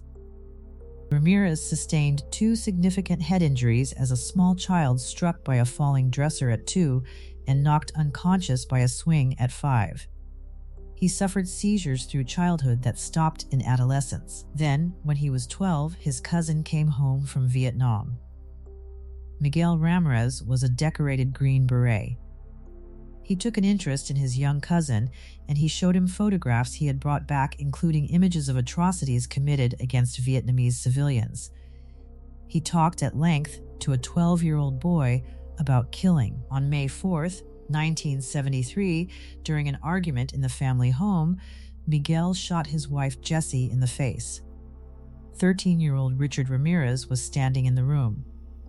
He watched her die, and he was covered in her blood. There was no counseling, no intervention, and no acknowledgement afterward. His cousin was found not guilty by reason of insanity and released 4 years later. Ramirez began sleeping in cemeteries. He moved in with an older sister whose husband was a habitual voyeur and who took his young brother-in-law along on nighttime prowls through El Paso neighborhoods, looking through windows. He dropped out of school in the 9th grade. He used cannabis, LSD, and later cocaine heavily. His diet was almost entirely sugar. And his teeth rotted, a detail that matters, because survivors would later describe the smell of him before they described his face. In 1982, he moved to California and settled into the transient hotels around downtown Los Angeles, supporting himself by burglary and car theft. He was arrested several times for theft and never for anything worse. He became fixated on Satanism, though the seriousness of it has always been disputed. What is certain is that he understood its usefulness. Terror is a weapon, and a man who talks about the devil while standing over you is more frightening than a man who does not. He was, by the accounts of everyone who dealt with him, not intelligent. He was not organized. He left evidence constantly. He was almost impossible to catch anyway, for a reason that had nothing to do with skill. He had no pattern. Serial offenders are usually caught because they repeat themselves. They select a type. They work a territory. They use a method. Investigators find the pattern and then wait inside it. Ramirez did none of that. His victims ranged in age from 6 years old to 83. He attacked men and women. He attacked people of every ethnicity in a city organized around ethnic neighborhoods. He struck in Glassell Park, Rosemead, Monterey Park, Whittier, Monrovia, Burbank, Northridge, Diamond Bar, Mission Viejo, and then, in August of 1985, 400 miles north in San Francisco. He used handguns, rifles, knives, blunt objects, and ligatures, sometimes in the same attack. He entered through unlocked windows and doors in a period when Southern Californians routinely left both open through the summer. The first known killing was on June 28, 1984, Jenny Vinkow, 79 years old, in her apartment in Glassell Park. Then, on the night of March 17, 1985, he attacked 2 women in a garage in Rosemead. Maria Hernandez was shot at point-blank range and survived because the round deflected off the keys in her raised hand. Her roommate, Dale Okazaki, was killed. Less than an hour later, in Monterey Park, he pulled a woman named Tsai Leon Yu from her car and shot her. 2 locations, 2 methods, 2 victim profiles, 1 night. Over the following 5 months, he killed Vincent and Maxine Zazzara, William and Lillian Doy, Mabel Bell and her sister Nettie Lang, Mary Louise Cannon, Joyce Nelson, Maxon and Layla Knighting, Chainarong Kovananth, Ahmed Zia, and Peter and Barbara Pan. At several scenes, he drew pentagrams on a wall, on a mirror, on a victim's body. In some attacks, he forced survivors to say they loved Satan. Survivors who lived through those hours described a man who was erratic, foul-smelling, and entirely without hesitation. There were survivors throughout. That is important. Whitney Bennett survived. Maria Hernandez survived. Somkid Kovananth survived and gave a detailed account. Christopher and Virginia Peterson both survived being shot. Every one of them contributed something to the file. 2 Los Angeles County Sheriff's detectives ran the case: Frank Salerno, who had worked the Hillside Strangler investigation, and Gil Carrillo. Carrillo was the one who first argued that these disconnected attacks across dozens of jurisdictions were the work of a single person, and he was openly mocked for it by colleagues who told him the profile made no sense. He was right, and he spent months being told he was not. The investigation was also actively damaged by the response to it. Los Angeles went into a state of genuine panic through the summer of 1985. Gun shops sold out. Hardware stores ran out of window locks and bars. People slept in shifts. Newspapers ran front-page updates daily, and each one told the killer exactly what police knew.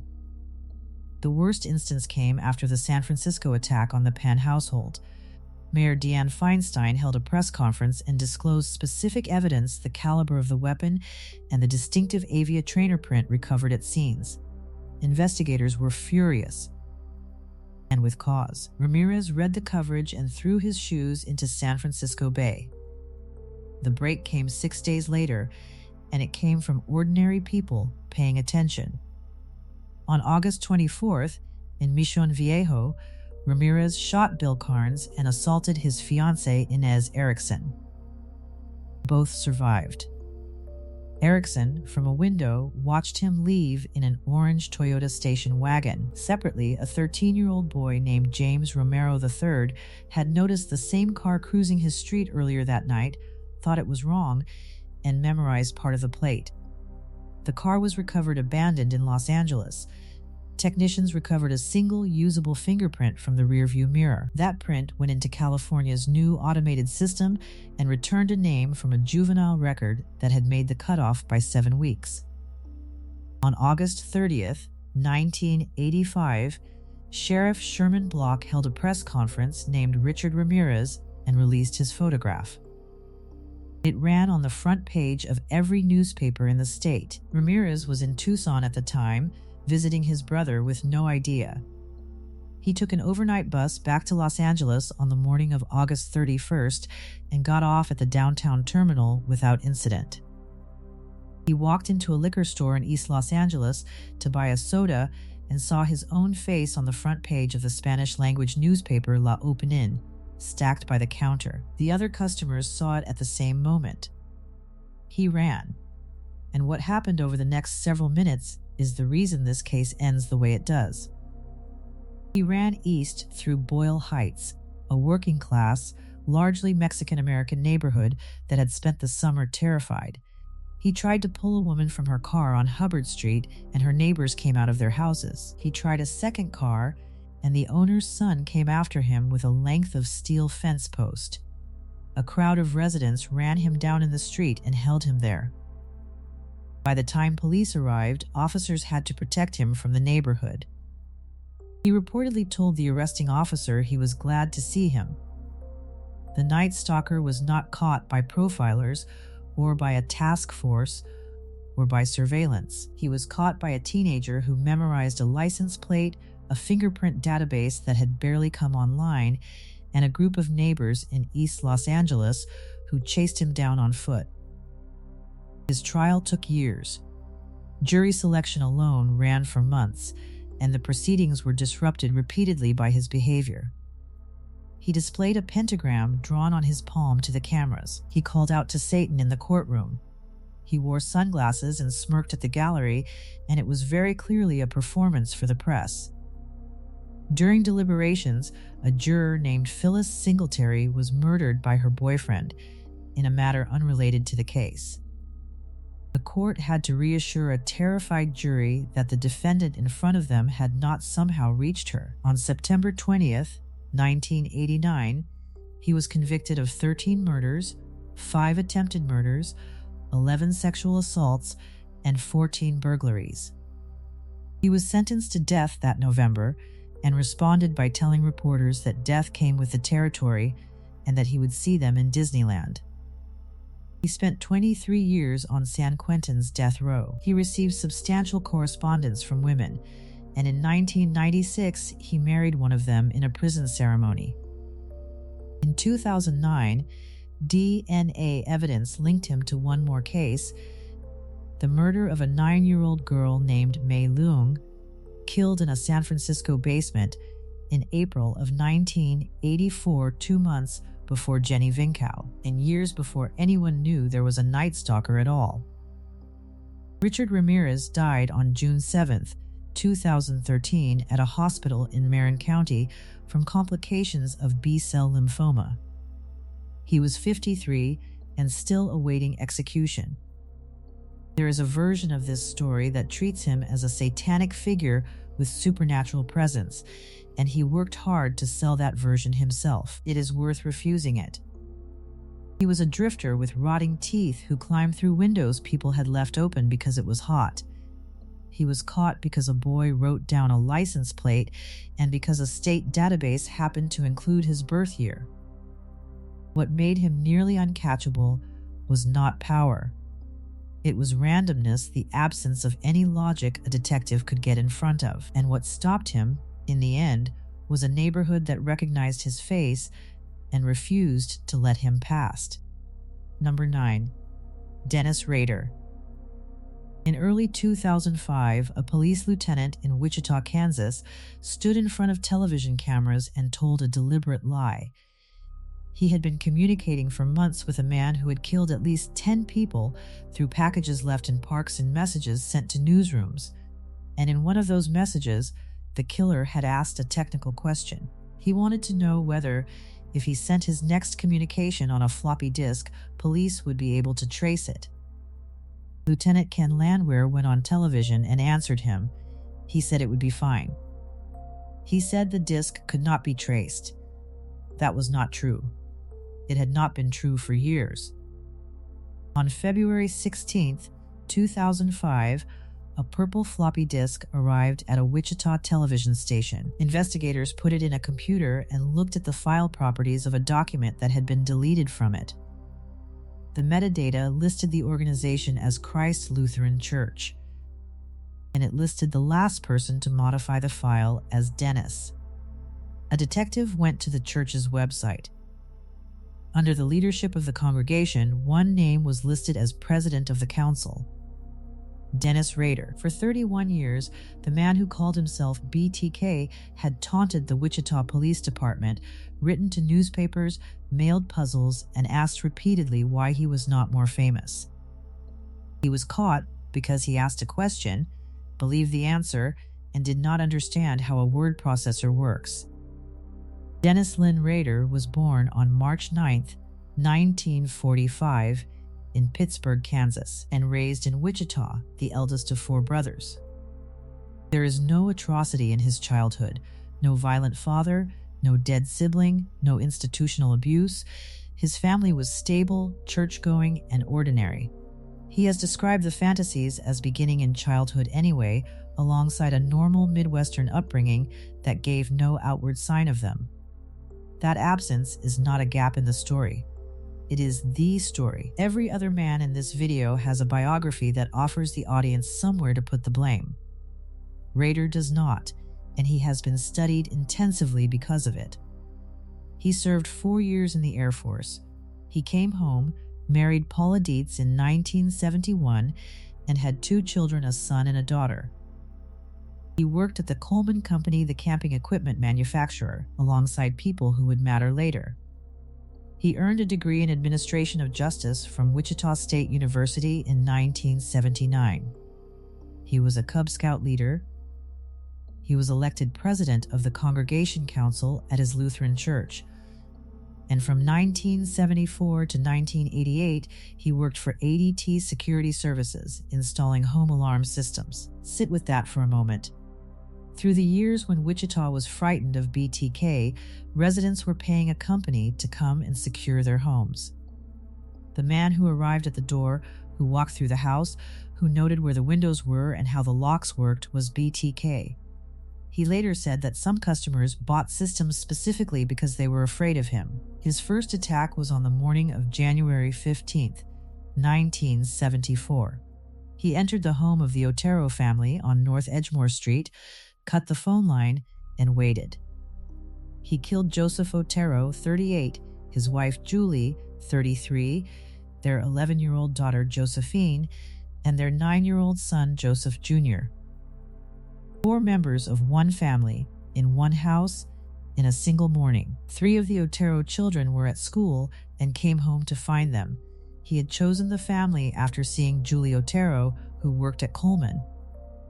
10 weeks later, on April 4, 1974, he entered the home of Catherine Bright, 21, who also had a Coleman connection. Her brother Kevin was there. Rader shot him twice in the head. Kevin Bright survived, escaped, and gave police the first physical description of the man they were looking for. Then came the letters. In October of 1974, a man phoned the Wichita Eagle and directed a reporter to an engineering textbook in the public library. Inside was a letter claiming the Otero murders and complaining that the wrong man had been suspected. Over the following years, he wrote repeatedly to newspapers, to television stations, to police. He sent poems. He sent drawings. He asked, in one message, how many people he had to kill before he got his name in the paper. And he supplied the name himself. Bind, torture, kill, BTK. He wanted what the Zodiac Killer had and what Son of Sam had. He was explicit about it. The murders were not enough on their own. He needed an audience. He killed Shirley Vian in March of 1977. He killed Nancy Fox in December of that year and then walked to a payphone and called the police to report the body himself. That recording was released publicly, and Wichita listened to the flat, unhurried voice of a man reporting a murder he had just committed. Then the pattern broke, and this is where BTK becomes genuinely difficult to categorize. He stopped for 7 years. In April of 1985, he killed Maureen Hedge, a 53-year-old woman who lived on his own street, a few doors from his family home. In September of 1986, he killed Vicki Wegerly. In January of 1991, he killed Dolores Davis, 62, and then he stopped again for 14 years. That capacity to pause is what made BTK almost impossible to profile. Serial offenders are generally understood to escalate or to be interrupted by arrest, illness, or death.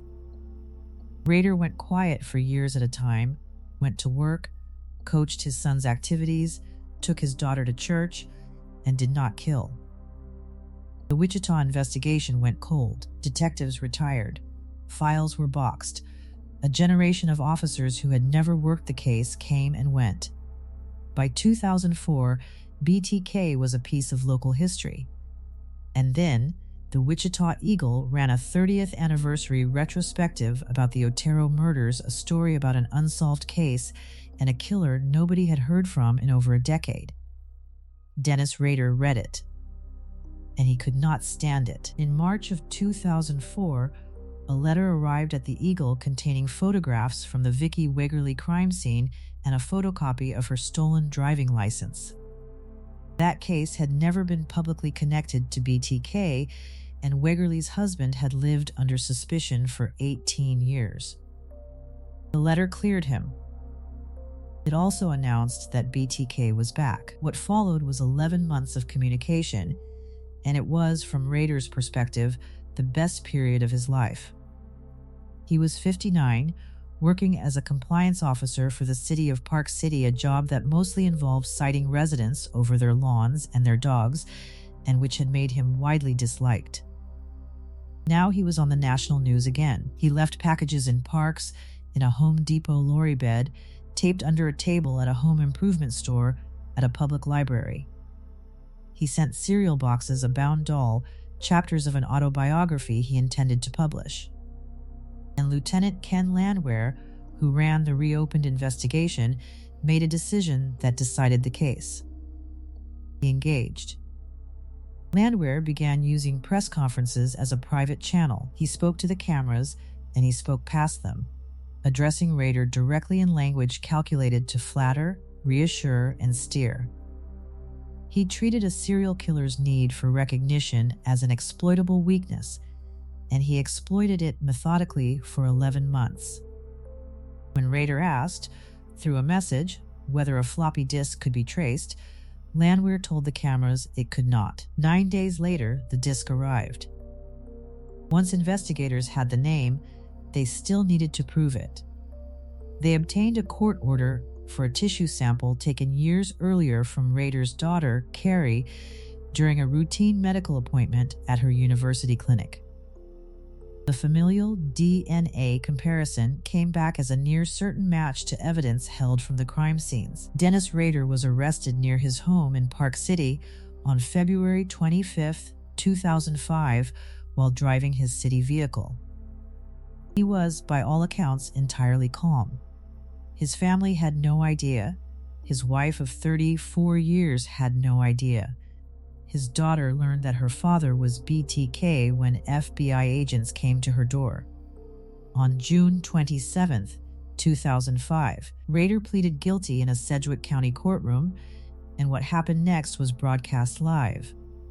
Judge Greg Waller required him to establish the legal elements of each of the 10 murders on the record. And Rader did for over half an hour in a level, faintly pedantic tone, as though delivering a work report. He described planning. He described selecting people the way he described selecting anything. When he needed a word for the people he had killed, he used the word projects. There was no rage in it, no remorse, and no performance of evil. There was a middle-aged municipal employee methodically walking through his own administrative record, occasionally correcting the judge on a detail. It remains one of the most disturbing pieces of courtroom footage ever recorded, and nothing violent happens in it at all. On August 18, 2005, he was sentenced to 10 consecutive life terms, a minimum of 175 years. Kansas had no death penalty at the time the murders were committed, so this was the maximum available.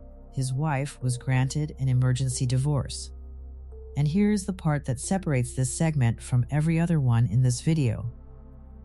It is not finished. Dennis Rader is alive.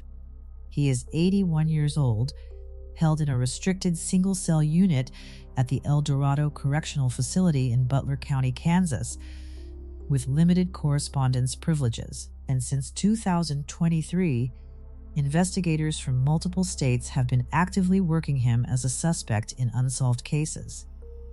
The Osage County Sheriff's Office in Oklahoma reopened an investigation into the 1976 disappearance of Cynthia Dawn Kinney, a 16-year-old last seen at her family's laundromat in Pawhuska. Investigators found a journal entry among Rader's writings referring to a plan involving a laundromat.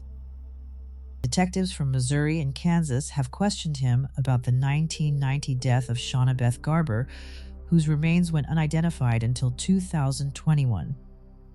His former property in Park City has been searched. His sketches have been released publicly in the hope that someone recognizes a face. Rader denies all of it. His daughter, Carrie Rawson, has spent years as an advocate for crime victims and has written publicly about what it is to be raised by this man. She has stated plainly that she believes her father killed more than 10 people. 10 confirmed, a man who paused for 7 years, then 14, and who nobody suspected across 3 decades of that silence. The number of people who died because Dennis Rader wanted to be famous is known. The number who died in the years he was quiet is not. Number 10. Gary Ridgway. In 1987, detectives from the largest homicide investigation in American history drove to a truck factory in Renton, Washington, and asked a paint sprayer named Gary Ridgway to open his mouth. They pressed a square of gauze against the inside of his cheek, sealed it in an envelope, and took it away. Then, they filed it, because in 1987, there was no technology capable of doing anything useful with it. That envelope sat in an evidence locker in King County for 14 years. During those 14 years, the man it came from continued to work at the same factory, continued to live in the same area, married for a 3rd time, and continued killing women along a 20-mile stretch of highway south of Seattle. They had him. They had his name, his face, his address, and his DNA. They had interviewed him. They had polygraphed him. They simply could not prove it yet. His name was Gary Leon Ridgway, and he is the most prolific convicted serial killer in United States history. He was born on February 18, 1949 in Salt Lake City and raised near the Seattle-Tacoma airport. He was the middle of 3 sons. He was a chronic bedwetter into his teens and described a mother who handled it in ways that humiliated him. He was tested with an IQ of around 82 and struggled severely with reading. Teachers considered him slow. He repeated years. Classmates barely remembered him. At 16, he took a 6-year-old boy into a wooded area and stabbed him. The child survived. Ridgway later said he had wanted to know what it felt like to kill someone. He was never charged. Nothing happened at all. He joined the Navy and served in Vietnam aboard a supply ship. He came home, married and divorced twice, and in 1971 took a job as a truck painter at the Kenworth plant in Renton. He held that job for 30 years. He was, by every supervisor's account, reliable. He turned up. He did the work. He was so unremarkable that colleagues struggled afterward to produce a single anecdote about him. He went through a period of intense religiosity, reading the Bible aloud at work and going door to door. He also solicited sex workers along Pacific Highway South constantly throughout his adult life in a pattern that never varied. The killing began in 1982. On July 15th of that year, the body of Wendy Lee Caulfield, 16 years old, was found in the Green River. Within weeks, 4 more women were recovered from the same stretch of water: Deborah Bonner, Marcia Chapman, Cynthia Hines, and Opal Mills. 5 bodies in one river in one summer. The press named the killer after the water. King County formed a task force led by a young detective named Dave Reichert. It would become the largest and longest-running homicide investigation in American history, consuming tens of millions of dollars and running for 2 decades. And it failed, for 20 years, for a reason that is uncomfortable to state plainly. Gary Ridgway selected his victims from among sex workers and teenage runaways along the highway corridor near the airport. He said so directly when he finally confessed. He explained that he chose those women because he believed they would not be reported quickly, that police would not prioritize them, and that nobody would look very hard. He was correct. He said that was the whole reason he was able to continue. Some of the women were reported missing weeks after they disappeared. Some were not reported at all.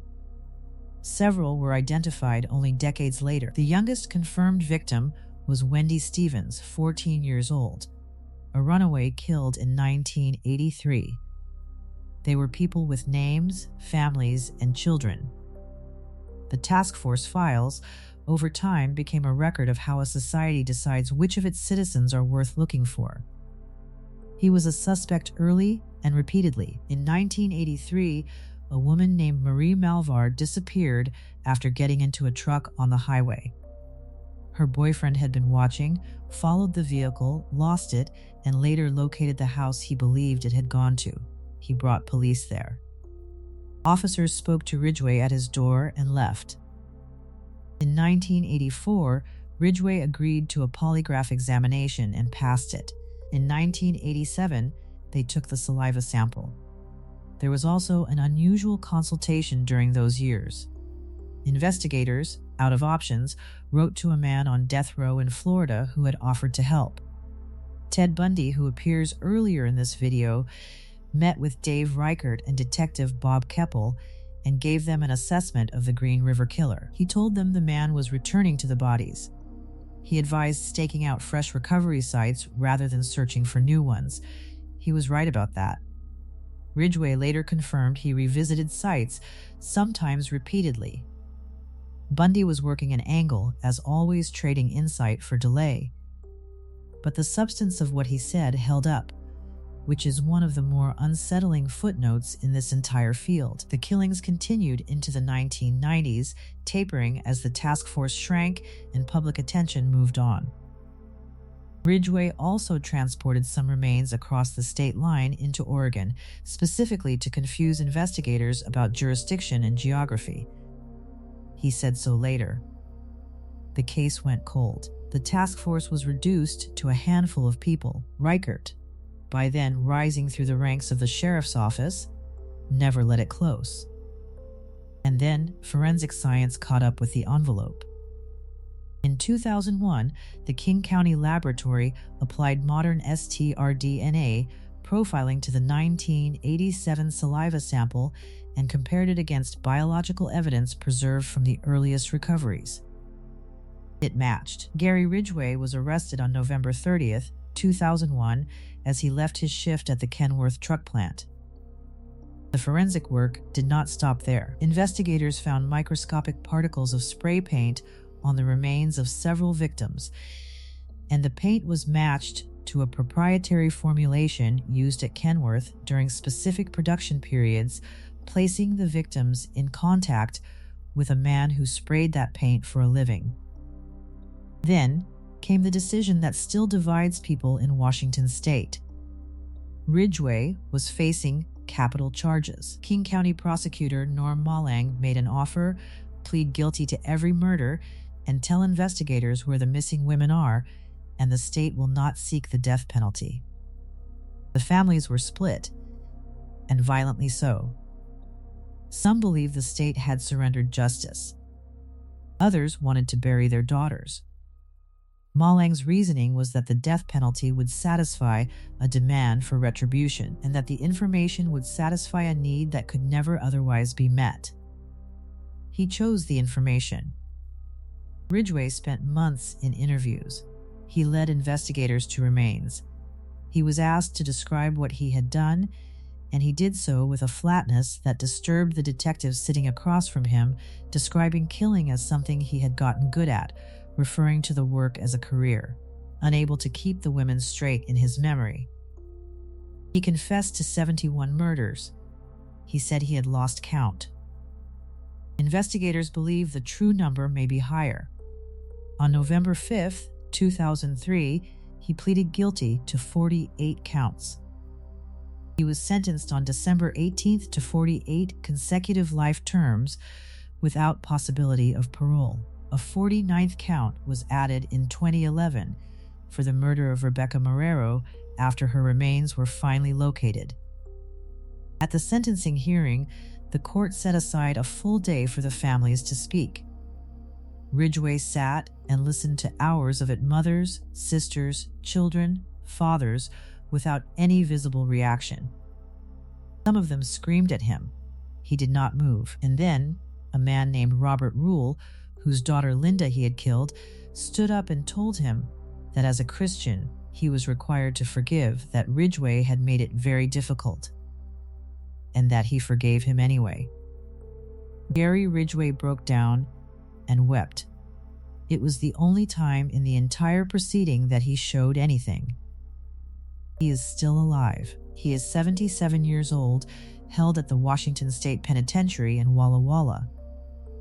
In December of 2025, a Seattle radio station reported, citing 5 anonymous sources, that he had entered end-of-life care. The Washington Department of Corrections publicly disputed the report and stated there had been no change to his medical status. As of this recording, the matter is unresolved. The King County Sheriff's Office has never closed the Green River investigation. 3 women from the original list, Cassie Ann Lee, Kelly K. McGinnis, and Patricia Ann Osborne, remain missing, their cases uncharged.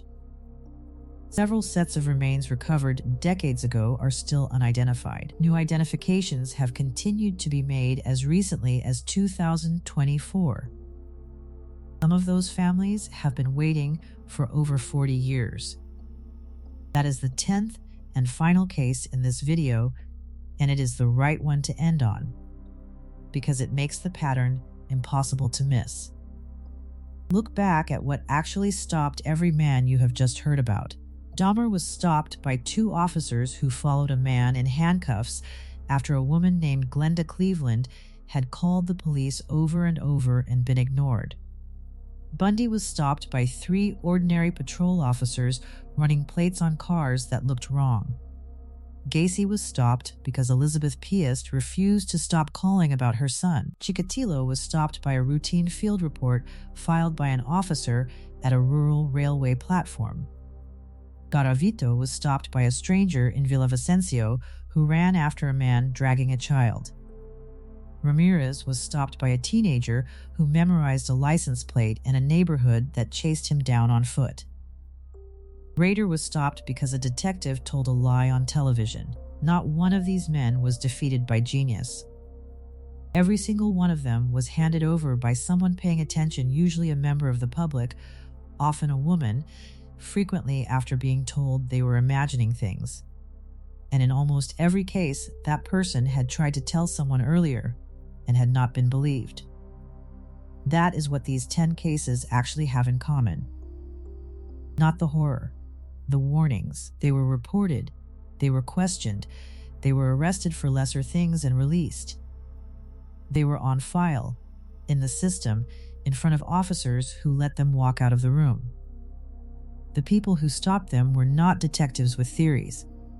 They were parents, neighbors, witnesses, and survivors who noticed something and refused to let it go. Say their names too: Glenda Cleveland, Carol Duranch, Elizabeth Piest, Tracy Edwards, Robert Rule. They are the reason these stories have endings.